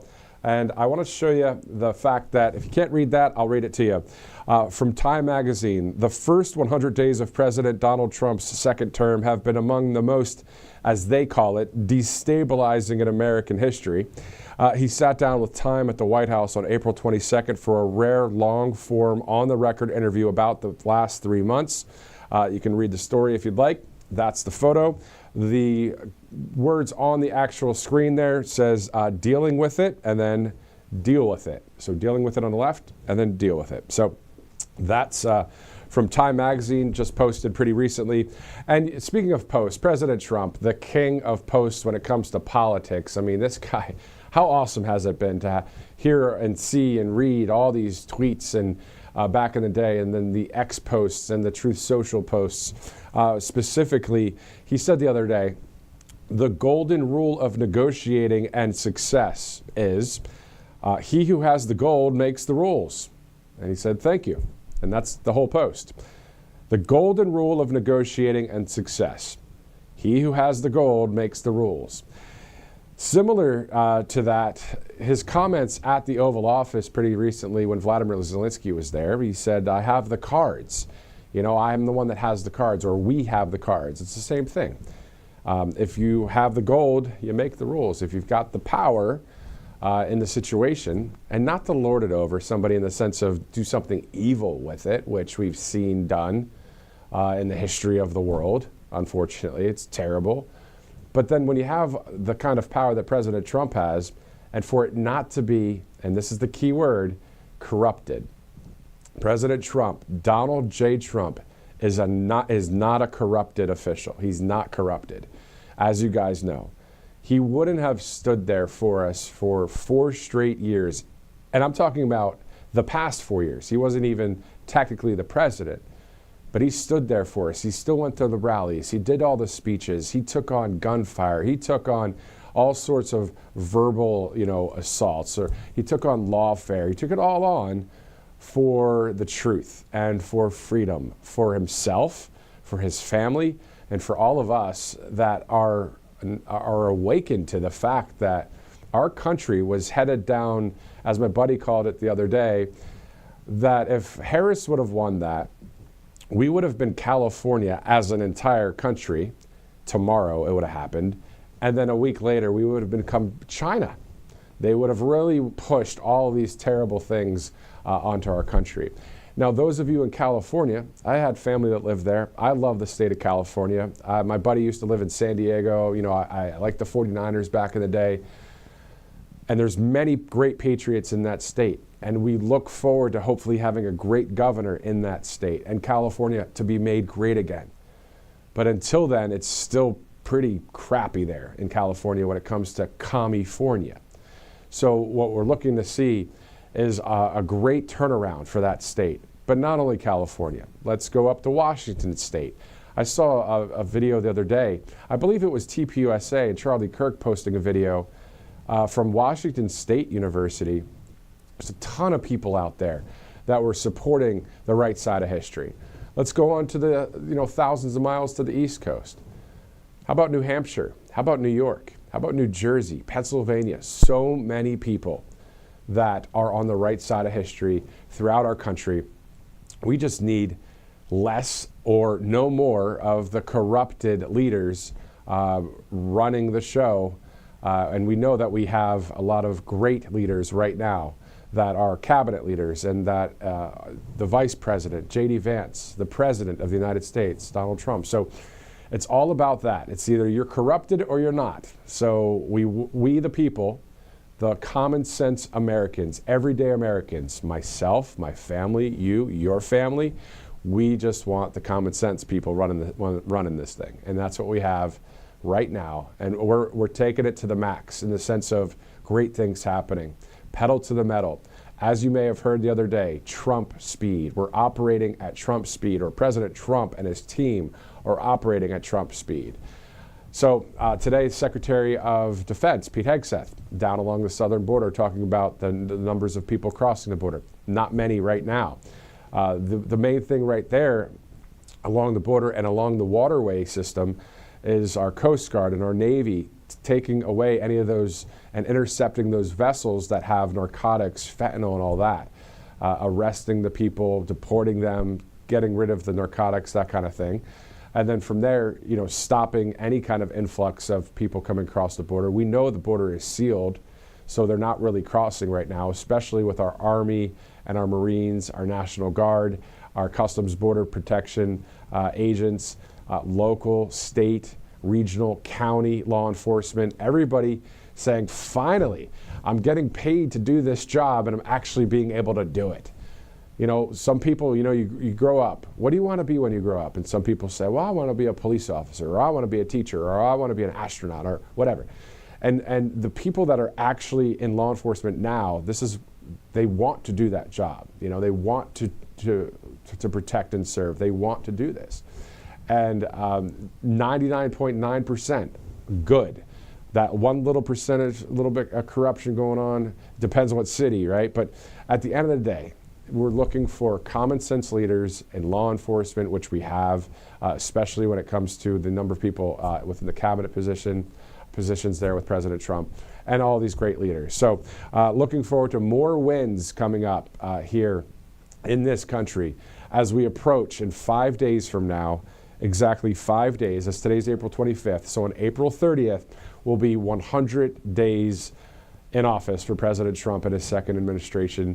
The day before that, on the 29th, in Michigan, a rally to celebrate those 100 days. Awesome. Going to have it right here on Right Side. It'll be great to watch, and great for you to tune in, stream in, and watch it here live on Right Side Broadcasting Network. Okay, so let's move on to a couple other posts that I saw in other America First news, actually. When it comes to the Gateway Pundit, I saw an article there highlighting something that leftist radical Virginia Representative Jamie Raskin said during a podcast. He said the following, quote, Before I get to the quote, I just want to let you know, as soon as we see any live feeds or any kind of video from President Trump or anything, we'll go to it. Those of you, excuse me, just joining us now, we're going to re-rack a number of the videos that we've played over the past couple hours. Those of you that have been with us for the past couple hours, I want to let you know that as we are live here, we have a staff, of course, monitoring news around the country, monitoring anything that may break when it comes to breaking news. We'll bring that to you as soon as we are aware of it, and also we'll continue on with some of the commentary here. But let's go to one of our sponsors, and then we'll get to this quote from Jamie Raskin. I still can't believe that this happened, but it did. But let's go to angelpaste.com out of Spring, Texas. You can use the RSBN promo code. You got a percentage off the Miracle Cream there. There's other products as well. They hire military veterans. They've been with Right Side Broadcasting Network, sponsoring this broadcast for a number of years, as they have been with us with rally coverage. And it's just great to have people that say, you know what, I have a product, I want to sell it, I want to go to a network that believes like I do. And here we are, angelpaste.com. Use that RSBN promo code. All right, so it's 12:09, Friday, April 25th. President Trump on the way to Italy right now with First Lady Melania Trump and the staff there on the way to Europe. All right, so let's get to this article I saw in the Gateway Pundit where leftist radical Virginia Representative Jamie Raskin said during a podcast, I'm going to read the quote for you. We need to be engaging in far more work of transnational democratic solidarity with the democratic governments. I'll get to the point here in a sec. And the democratic movements and peoples and parties of the world, blah, blah, blah, same old thing, confusing, weak, lame. I'll continue though. To try and prevent the spread of lawlessness and the fascist chaos that's been unleashed against us. This is Jamie Raskin, the Virginia representative. Wonderful person. He says, but implicit in it should be the idea that if and when we come back to power, and we will, we are not going to look kindly upon people who facilitated authoritarianism in our country. So they're saying they're not going to look kindly upon people like who? We the people? President Trump, J.D. Vance, Secretary Hegseth, Noam, the cabinet leaders, the majority of our nation. So you're saying when you're back in power, you're going to not look kindly? Hold on, let me stop there. When you're back in power, that's if you're back in power, because we the people, if there's free and fair elections, y'all won't be winning any elections coming up. This thing's all for we the people. This is the majority of America. And Mr. Raskin, you and anybody else that doesn't want to be in this country, if you just don't like the country, go to another one. You don't have to be here and spew this rhetoric that is very divisive. We're not spewing that. We're just saying, hey, we want our country to be safe. We want our country to be wealthy. We want our country to be free. That's not a bad thing. And I'm talking about every citizen. Whether they're somebody that doesn't believe anything that I believe in or what we believe in at the network, it doesn't matter. They're still a citizen of the country. The point is, there's a different context to that with morals and Christianity and Judaism and faith and all that. You know, there may be personal disagreements, but at the end of the day, politically speaking, we want to be a country that's united and free. And so speaking that rhetoric, again, this is Jamie Raskin out of Virginia saying, quote, but implicit in it should be the idea that if and when we come back to power, the Democrats, and he says, and we will, we are not going to look kindly upon those who facilitated authoritarianism in our country. Really? Really? Well, all I can say is there are so many comments on Truth Social for this article from the Gateway Pundit. You go ahead and enjoy those posts. I'm not even going to read them right now. I could, man. We'd have another hour of coverage with that. But just wanted to highlight that they're showing the game plan of what they want to do if and when they ever come back into power. Interesting. It seems a little divisive there. And at the end of the day, it's interesting because they're projecting what they're actually wanting to do and try to do to this country. They're projecting, they're bringing a false narrative, they're bringing lies, they're bringing deceit, they're trying to dupe the American people. But newsflash here at Right Side Broadcasting Network, We're not getting duped anymore. We have common sense. We are awake. We know that the mainstream media is bogus. It is fake. It is acting. You know, I love movies. I love watching TV series. It's fun to watch actors. Even if they're liberal actors, I still like watching a George Clooney movie here and there, you know, whatever. But they're acting. And the news media has been a bunch of actors. They just dress up. They look like they're the part. I might look like the part a little bit, but who cares? It's the content that I'm speaking. I'm not reading from a prompter. So anyway, so you look at the mainstream media, they're faking it. Good evening, welcome to the news. Here we are. Today's top story, President Trump's tariffs aren't great. This is why. Here's an expert. These are all people that are just corrupted. They want the country to be destroyed. We don't listen to them anymore.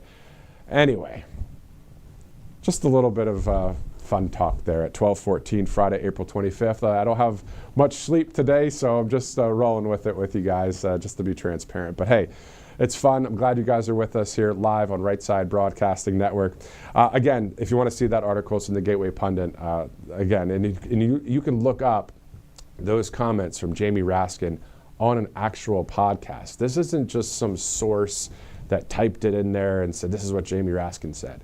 He said it out of his own mouth at a podcast. So we just have to be aware of really, and not to forget what Harris and Walz would have done to this country and what they were trying to do. They tried to take our president. They tried to take him even in lawfare. And it wasn't just against President Trump. He stands for all of us, we the people. And so by God's power and protection and safety, we're going to be all right. But also through the works that we have to do on this side too. We got to pray, we got to work hard, we got to vote, we got to get out the vote, right? We have to have our law enforcement, we have to have safety and security. But holy smokes, they're really trying to destroy the country, even still saying if and when we get back into power, or we will.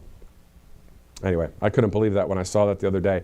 And many of you, again, on Truth Social and on X, I had a lot to say about those comments from Mr. Raskin. These guys are a bunch of losers. They're losers. These are people that don't want to win. They don't like our country, and they like this communist crap, this Marxist junk, and we don't want it in our country. It's simple as that. Let me hear a mainstream media news anchor say something like that. Not going to happen. Again, professionally speaking, they're colleagues in the media. I'd still say hello to them. Hey, you traveled? Oh, cool. How's the family? You know, whatever. But the content, I'm not going to be like, hey, good job there with what you said the other day. You lied to the American people. You know, we want to have as much peace as possible in this country, but you have these leaders that are trying to really still try and bring their terrible false lies. But well, false lies, same thing, but they just keep on lying. But I'm glad on the other side of the coin that a majority of our nation are on the side of freedom and truth.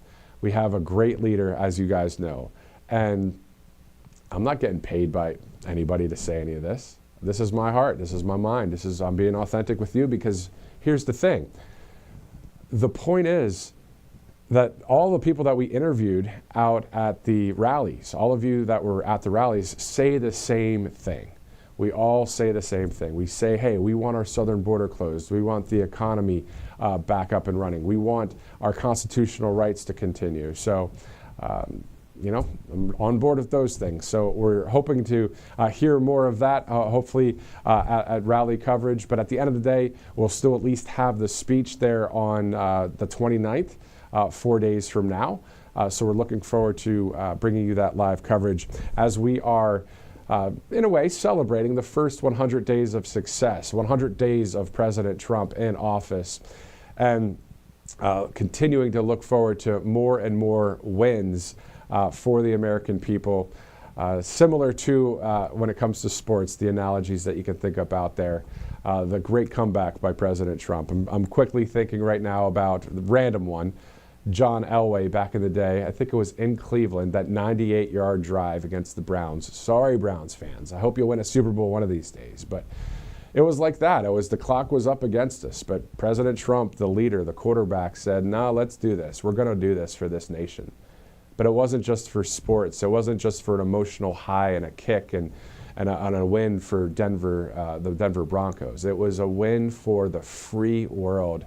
It was a win for the entire country. God bless the United States. Aren't you proud to be an American? And we pray and we hope for other countries to have the freedoms that we do. All right, again, so 4 days away from Rally Day in our country, 5 days away from celebrating the first 100 days. Let's go to Kalshi.com/RSBN. A lot of different ways you can bet and trade if you'd like on Kalshi.com, whether it's science, technology, politics, weather, sports, all sorts of things. So just go to Kalshi.com/RSBN. Great sponsor here at Right Side. As you see there, who will be the Canadian Prime Minister after the next election? Well, who knows, but hopefully it will be someone that stands for freedom and stands for the people of Canada right there. As I saw a game the other day, I have to admit, went to D.C. for some coverage the other day. We're going to have more coverage coming up on April 30th on the first 100 days of the presidency. So a photographer and I went to the White House there on the complex grounds there and interviewed a number of White House officials. We'll have that interview and that coverage coming up on April 30th. Prior to that, before doing some research and getting everything prepared, we had some time and we went to the Washington Capitals hockey game, who won against the Montreal Canadiens. Had to see some playoff hockey quickly, so we did on Wednesday night. And the Capitals won that game 3-1. Quite an awesome experience. And some of the crew that went to the game from Alabama, right, in the deep South. I'm from Pennsylvania. My wife's from Pennsylvania. They've never been to an NHL hockey game, let alone a playoff game. Man, they had a good time. It's really fun to watch. If you ever get a chance to go to an NHL playoff game, please do. It's awesome. All right. Let's do this. I have a video that I will play for you here, showing the win of that game. It's about 20 seconds long. While I get that video ready and share that with the crew to play for you here, let's go to President Trump from just earlier when he was on the South Lawn speaking to a number of reporters at the White House prior to going to Joint Base Andrews to get onto Air Force One. Why don't we play those videos back to back once again? For those of you that are just joining us, of course, President Trump on his way to Italy. But let's go to that video from earlier this morning. Mr.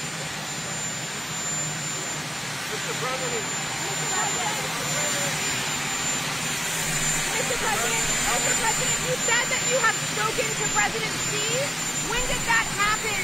China says it hasn't happened. I spoke to him numerous times. So we're leaving and going to Rome, where we'll be attending the funeral of Pope Francis.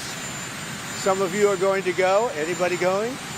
And it's going to be very interesting. We're going to meet with a lot of the foreign leaders. They want to meet. Trade deals are going very well. I think Russia and Ukraine, I think they're coming along, we hope. Very fragile. And Iran, I think, is going very well. We'll see what happens. We're working on plenty of things that shouldn't be worked on, because none of this stuff should have happened. This should have been taken place by Biden. It should have been fixed by Biden. But he couldn't do it, nor could he come close to doing. So anyway, we're going to Rome to pay our respects, and we'll be leaving that same day. We'll be coming back home tomorrow night. And I'll see some of you over there. Otherwise, I'll see you on television. The Witkoff meeting this morning. You said you spoke with President Xi. Have you spoken to him since the tariffs? When did you last speak? I don't want to comment on that, but I've spoken to him many times. Yeah. From Japan. From Japan, I'm getting along very well with Japan. We're very close to a deal. Will you be meeting with the President? I'll be meeting with the Italians. Yes. Your Prime Minister? Oh, it's possible. How would you as the First Lady remember Pope Francis, sir? How would you as the First Lady? Very well. Good man. He loved the world, actually, and he was just a good man. I met him twice. I thought he was a fantastic kind of a guy. Time magazine that President Xi called you. When did that happen, and what did you discuss? I'll let you know at the appropriate time. Let's see if we can make a deal. The Witkoff-Putin meeting. Any updates on the Witkoff-Putin meeting, sir? The meeting right now. What do you hope to transpire? They're meeting with Putin right now as we speak, And we have a lot of things going on, and I think in the end we're going to end up with a lot of good deals, including tariff deals and trade deals. We're going to make our country rich, but we're going to try and get out of war so that we can save 5,000 people a week. And that's what my aim is. I want to save 5,000 young men. They happen to be mostly Ukrainian, Russian. 5,000 young Ukrainian and Russian men, and that's a big honor if I can do it. I think we're pretty close. No deadline. I just want to do it as fast as possible. What? 12 states have sued over your tariff plan. What do you think of those who voted for you? I think the tariff plan is doing very well. We're resetting the table. We're going to make our country very rich, very, very rich. It's already happening. Thank you very much.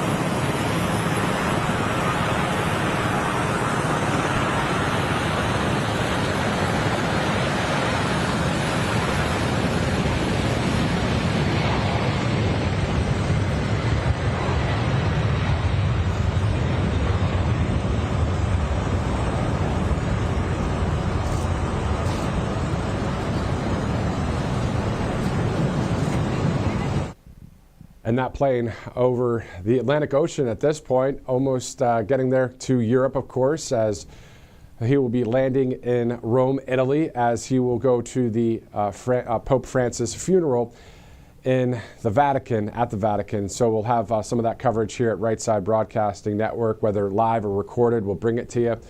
As you can count on us, of course, for all sorts of live coverage, and in some cases moments ago or within the hour, or not too far past when it comes to a lot of the videos that we play here at RSBN Live. So thanks again for streaming in with us. We have a little bit more to go before we end our broadcast for the day, but you can count on us again for any breaking news when it comes to whether we're live here on the channel or on X or Truth Social or Getter or Facebook or anywhere, really. I mean, a lot of platforms, of course, we're on those. So you can follow us on all of them if you'd like. You can go to our website as well, rsbnetwork.com. You can check us out there. You can download the RSBN app. So many ways to watch us live. Let's go to Colonial Metals Group, and then I'll be showing you a video that you might be interested in seeing here in a second when it comes to winning in America. All right, so Colonial Metals Group, freegoldguide.com/RSBN, the place to go for a free info kit on gold and silver. Also, it'll break down the information about tax-sheltered IRAs, 401ks, what to do with your retirement, your savings, that kind of thing. You know, of course, that the value of the dollar, it does fluctuate. We're looking forward to economics continuing and inflation to continue to go down, jobs and everything, you know, increasing. But still, having gold and silver as a backup plan, a great idea, according to Colonial Metals Group, of course. Go to freegoldguide.com/RSBN, a great sponsor here at Right Side Broadcasting Network, Colonial Metals Group. All right, so it's the bottom of the hour, 12:33, Friday, April 25th. I'm Matthew Alvarez. Thanks again for streaming in since about 10 this morning. We've covered a lot. We've covered at least what's happening today. And we've played a number of videos for you, which we're going to get to some of these posts that Pete Hegseth, the Secretary of the DOD, and also the Secretary of DHS, Department of Homeland Security, Kristi Noem, recently posted. We'll get to that in just a second. On top of that, we'll get to some of the video from the White House about yesterday's Norwegian visit by the Prime Minister. But let's shift gears quickly. We talk a lot about, you know, the analogy of sports and winning and what it's like to win, and it feels great to win, right? So President Trump, as you know, the political comeback of comebacks. I mean, he is in the office. He's approaching that 100-day mark. Many more days to come for President Trump, and the wins that he has had and will continue to have.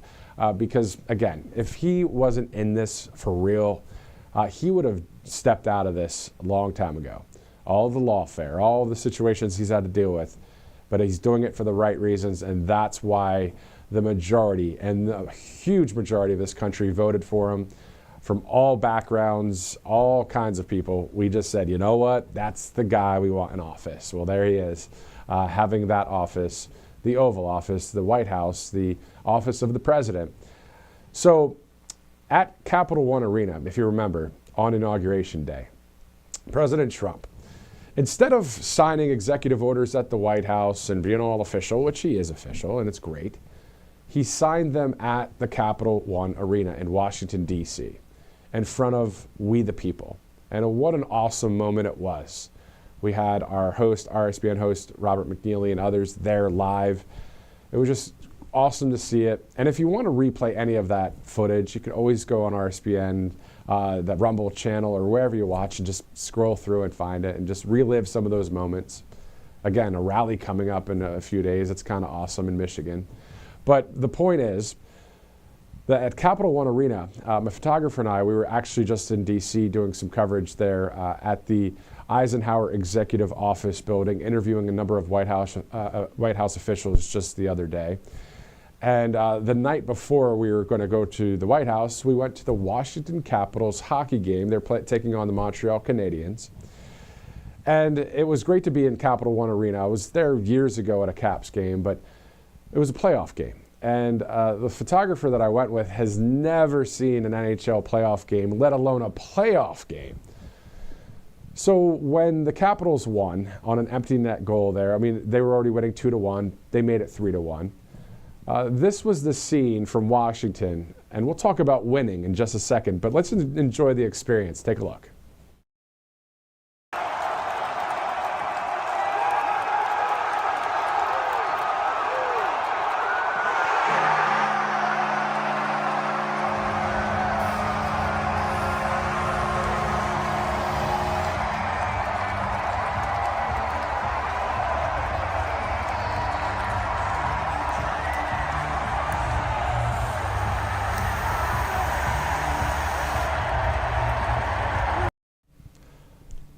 And I have to zoom in on the American flag. I mean, come on, right?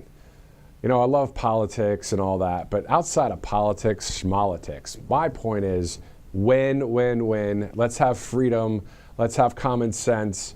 And that's what we have with President Trump, and we have winning. So that was obviously an exciting moment. I'm so glad my photographer, who's based in Alabama, has never been to an NHL game, got to see and experience, along with another a friend of ours, a colleague, to see that win there, and the cheering and the excitement and all that. We get that. We can't just live on an emotional high either, but still, it was pretty cool, right?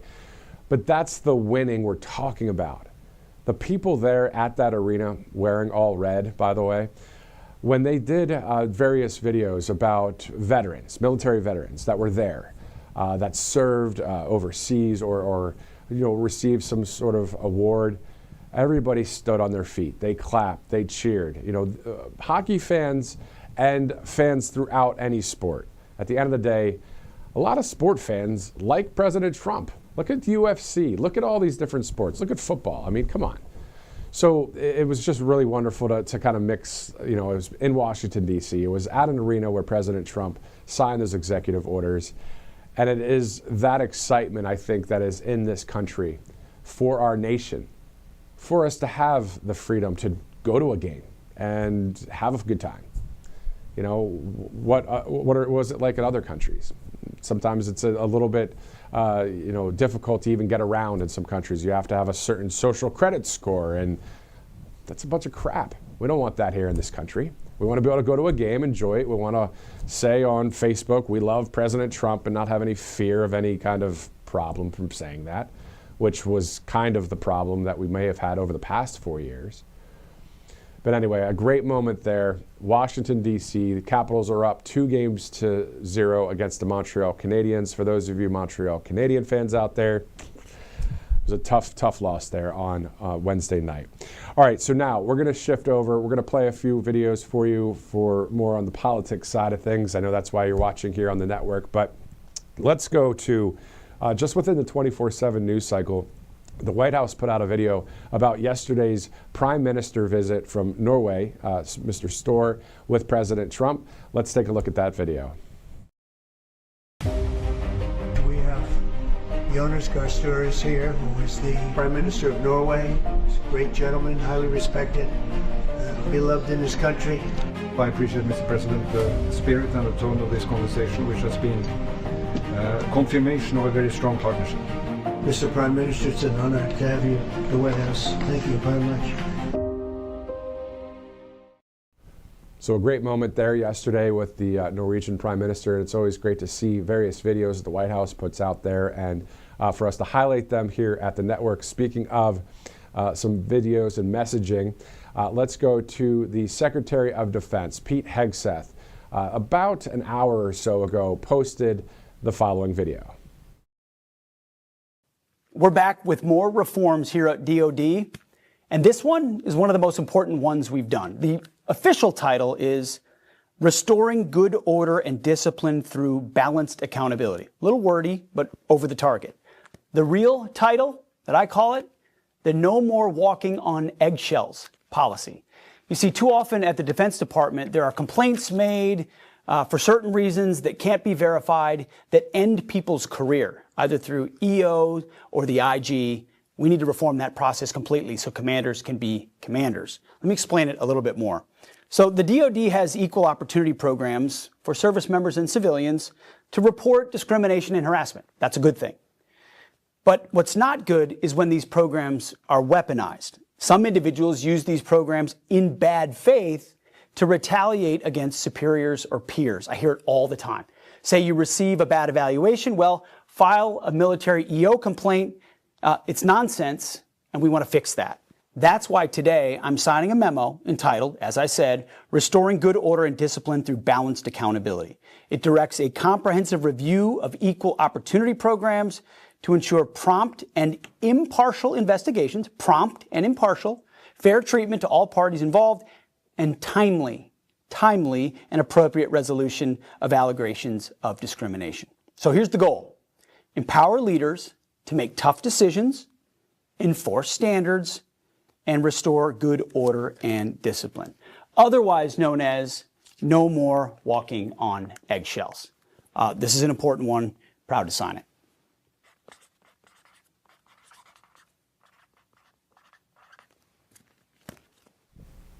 And Secretary Hegseth now along the southern border as well, just touring the border down there, meeting with various members of the military. So any news that comes out of that down at the southern border, we'll have it here for you on Truth Social, on X, as we continue to monitor developments and news here at Right Side Broadcasting Network. Speaking of that, some breaking news into the RSBN newsroom from, we're reading a report from the Gateway Pundit that George Santos has been sentenced to more than 7 years in prison. The former congressman, George Santos, was sentenced to more than 7 years in federal prison and 2 years of supervised release. That happened just now. Santos, 36 years old, had pleaded guilty to wire fraud and aggravated identity theft last year. The prosecution was granted the 87 months that they had requested. So that also from the Intelligencer and the Gateway Pundit. So once again, George Santos sentenced to more than 7 years in prison. That story just breaking right here on Right Side Broadcasting Network. Let's shift gears and go to the Department of Homeland Security. Secretary Kristi Noem also posted a message recently. Before we get to that, let's go to Angel Paste, one of our sponsors here at Right Side Broadcasting Network. AngelPaste.com. All you have to do is go to the RSBN, use the RSBN promo code. You get a percentage off various products there, all out of Spring, Texas. They hire military veterans. A great sponsor here at Right Side with great products right there. AngelPaste.com. Check it out if you'd like. AngelPaste.com. Use that RSBN promo code. All right, so again, let's go to Kristi Noem, the DHS secretary, who also posted a video recently. Take a look. Every day I get a report of individuals that we have arrested in this country and gotten out that have been perpetuating violence against our communities and endangering families. Today, sexual assault with a child, murder and robbery, bank robbery. We have an assault with a deadly weapon, an intent to kill, rape, and robbery as well. Listen, since President Trump has been in office, in just a few short weeks, we have arrested and deported over 150,000 individuals, many of them incredibly dangerous, that now our communities are much safer. I'm thankful for all of the work that President Trump has done, his focus on getting foreign terrorist organizations such as MS-13 and TDA out of this country, and I'm grateful for his leadership that dirtbags like this are no longer in the United States of America. And of course, Kristi Noem and Tom Homan and so many people on top of this when it comes to taking care of this southern border, sealing the border, deporting illegal aliens, especially criminal illegal aliens from our country. So this has nothing to do with the way someone looks. Okay, it has nothing to do with this. We have people here that we all look different. Who cares? We have different skin colors. Who cares? That's not what this is about. And I'm just talking common sense here. If you do a criminal act and you're here illegally, you got to get deported. It doesn't matter if you're whatever you are. It doesn't matter. It's just about the crime. It's not about anything else. So that's another left-wing talking point that they try and, to brainwash the people with. It's also bogus. It's not true. Anyway, all right, so 1246, Friday, April 25th. Upcoming schedule for President Trump. April 29th, Michigan, a rally there to celebrate 100 days of success. May 13th through the 16th, the president will head to the Middle East. He'll travel to 3 countries there, Saudi Arabia, Qatar, and the UAE, so the United Arab Emirates. That'll be quite awesome to see the president doing some of these trips. This is actually going to be most likely his second foreign trip, is that one to the Middle East. His first foreign trip is right this second as we speak. He is not in the United States right now. He's in Air Force One with First Lady Melania Trump and the team on the way to Europe for Pope Francis's funeral at the Vatican, which is going to be within hours because obviously a time difference. It's going to be Saturday morning for that funeral in Italy, Italy's time there. And we'll bring you any live or recorded coverage that we can here at the network. We'll post it on all of our social platforms. But again, we just want to say thank you again for all of the loyalty of all of you viewers out there to watch this network and to see us go from 2015 to now 2025, celebrating this summer 10 years of broadcasting. And all of those rallies that you guys have seen, all of the people, and a number of you that are watching right now have actually been interviewed most likely on this network. This is a people's network. This is grassroots. This is the real deal from day one, 2015, covering President Trump, those rallies, those crowds, and they're still there in the sense of, hey, Michigan, you know, when we show you that speech from President Trump, you're going to hear that crowd, and it's just going to be awesome. As we have always been a rally network, and now also adding to that the news aspect of what's happening, like we're reporting today. All of the live events, live breaking news, that kind of thing. So just thank you guys so much for streaming in and staying dedicated to this network as we grow and expand into the future. All right, so we are about 12 minutes out from the end of the broadcast, but in the next 12 minutes, for those of you that have just joined us, we're going to play a video from the DCA, the airport there in Washington, D.C. I'll tell you about that in a second. It was an honor flight network. A number of veterans were coming from Alaska Airlines, and they're from Alaska. They're flying to Washington to check out a number of monuments and check out the memorials and be in Washington, D.C. And we'll show you right here. This is all exclusive video, by the way, because I'm the one that got the video on the phone. My photographer and I were in D.C. the other day covering various events there at the White House, interviewing some White House officials. We'll air that on April 30th for the first 100 days, basically, of success for President Trump. We'll air that on the 30th. But before we air the veterans video, there's a couple things that I want to share with you about President Trump's posts on Resurrection Sunday. So Easter, I didn't get a chance to talk about this. I was on vacation for just a couple days earlier in the week, but then went to D.C. on Wednesday and just got back last night. But I wanted to read these and just kind of, I don't know, see if there's a reaction that I share with you. I don't know. But I do know that President Trump on April 20th said, Melania and I would like to wish everyone a very happy Easter. Whether you're heading out to church or watching service from home, may this day be full of peace and joy for all who celebrate the resurrection of Jesus Christ. He is risen, in all caps. How awesome is that, to have a president that's, you know, a believer and talks about this stuff. And he did on Truth Social. I'm not going to read the next post because it's a long one, but if you guys remember, right after he said that, he said, and I'll just read just a short bit of it. He said, "Happy Easter to all, including the radical left lunatics who are fighting and scheming so hard to bring murderers, drug lords, dangerous prisoners, the mentally insane and well-known MS-13 gang members and wife beaters back into our country.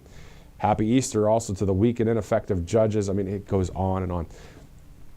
This day and age that we're living in is quite wild. I mean, the fact that in an instant, and with technology, we're able to see something from the leader of the free world with no media to be able to spin it is pretty awesome. All right, let's do this. Let's shift over to the video from Ronald Reagan Airport from Wednesday. How about we just play the video now, and I'll give you some context right after it.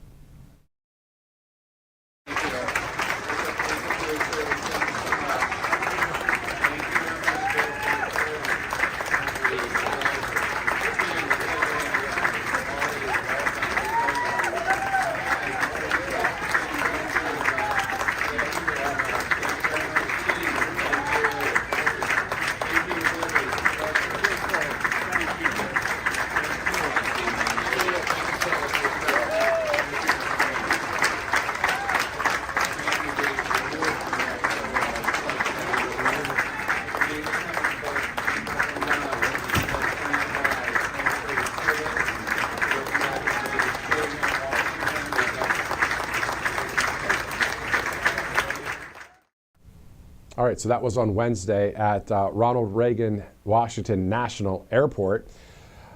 I thought it was just Ronald Reagan Airport. It's actually Ronald Reagan Washington National Airport. But anyway, there are a number of veterans from Alaska that were arriving in Washington, D.C. because the Honor Flight Network flies veterans into Washington, D.C. to see memorials and monuments and just check out the city. And it was awesome to see. It was really awesome first to see the veterans. Then it was awesome to see that the passengers. And, you know, what are the odds that everybody on the plane, or at least that plane that was about to board, are Trump supporters or love freedom and MAGA and our country and common sense? The odds are in D.C. not high that 100% of the people were, you know, supporters of President Trump. Who knows? I didn't do the poll, but I'm just talking generally here. But it was still great, regardless, that people, as you saw that video just a second ago too, even at the restaurants were clapping as the veterans went by and, you know, all sitting there at the gate, you know, applauding these veterans from Alaska. And we took that photo there as well. Just quite an awesome moment from DCA on Wednesday. Right here, of course, on Right Side Broadcasting Network, airing this to you live. And looking forward to sharing with you some of the interviews that we had from some White House officials. That'll be on Wednesday. Special time coverage starts at 7 p.m. on April 30th. That is the 100 first days of success, or the 100 first days of success that we're going to have right here for you. That coverage will be live at 7 o'clock. And we'll show you some of the footage there, of course, some of the White House officials. And to stand there along the lawn of the White House and do a few stand-ups was quite awesome to be a part of this network, but also doing it right there at the White House. You know, at the end of the day, those of you that are not in media, right, those of you that are viewers that have other jobs and other industry work, to be able to be a voice for you guys, that's really what this is about. Because we're on the same team.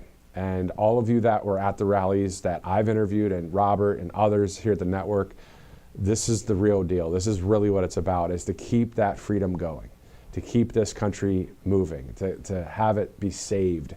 And we know that with President Trump and anybody that's America First, that is an outsider candidate or someone that's not establishment, is who we are all about here at Right Side Broadcasting Network. I mean, at the end of the day, truth will always win over lies. Good will always win over evil. There are times that there are situations where there are very hard times that we deal with, but at the end of the day, we know at the end of the book that we're going to win this thing. And I'm talking about the Bible, but we're not there yet. So we've got a lot of winning still to do, a lot of voting to do for our country, a lot of great work that all of you that volunteered, you remember for Trump Force 47, that attended all of those rallies, and those of you in Michigan, I'm sure you're going to be excited to see President Trump coming up on April 29th. We'll have that coverage for you right here on Right Side. So thank you guys so much for tuning in as it's 12:55, Friday, April 25th. Before we close the broadcast at about the top of the hour, I just want to go over some breaking news that we have, again, from the Gateway Pundit just minutes ago, that Mr. George Santos has been sentenced to more than 7 years in prison. The former congressman, of course, George Santos, was sentenced to more than 7 years in federal prison and 2 years of supervised release. This just happened moments ago. Santos, he's 36 years old, had pleaded guilty to wire fraud and aggravated identity theft last year. So that news is breaking right now. Let's see if there's anything else that we can cover for you before we go. Now, here's the thing. If there's another breaking news story, and if it's a rather sizable story, we can always be live right here at the network. And sometimes if you just check us out on Truth Social, X, our app, or website, you'll always see various coverage there as well as we cover stories that are happening out there. As of right now, nothing huge when it comes to national breaking news stories, but we do know President Trump on his way on Air Force One right now over the Atlantic, going to be in Europe in some time from now, as he's going to be landing in Rome, Italy. and then he'll be going to the Vatican for Pope Francis's funeral, which is slated for within the next 24 hours, of course. And any live coverage or recorded coverage we get of that, we'll bring it to you right here on Right Side Broadcasting Network. Let's thank a few sponsors before we go. But again, you can follow us on Truth, on Rumble, all over the place. And if you'd like to follow me on Truth Social, it's at Matthew Alvarez. Thank you guys so much for streaming in. Colonial Metals Group, a great sponsor here at the network. freegoldguy.com/RSBN. Also, angelpaste.com. Use the RSBN promo code for a percentage off. Let's go to kalshi.com/RSBN as well. So many great things to bet and trade on. kalshi.com. And let's also go to the great MyPillow. Why not? I believe we have some graphics for that. mypillow.com/RSBN. Now, we do know that this is a new product there, the next generation of energy drink, Rev. You see it right there, Rev 7. Use that promo code RSBN. And speaking of Right Side, if you'd like to donate to Right Side Broadcasting Network, all you have to do is text RSBN to 801-801. So simply text RSBN to 801-801. On behalf of everybody here at the network, thank you so much for streaming in. You're looking live there in Auburn, Alabama, as we cover, of course, everything from inside the Beltway to outside the Beltway from Washington, D.C. I'm Matthew Alvarez. Thanks again for watching. We'll see you again soon. Have a great day, and we'll see you again.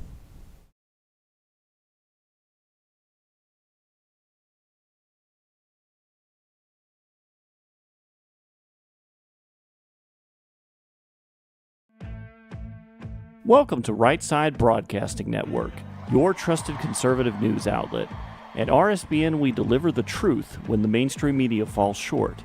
Since 2015, we've proudly broadcasted every single one of President Trump's iconic MAGA rallies, bringing you the excitement and energy live before anyone else.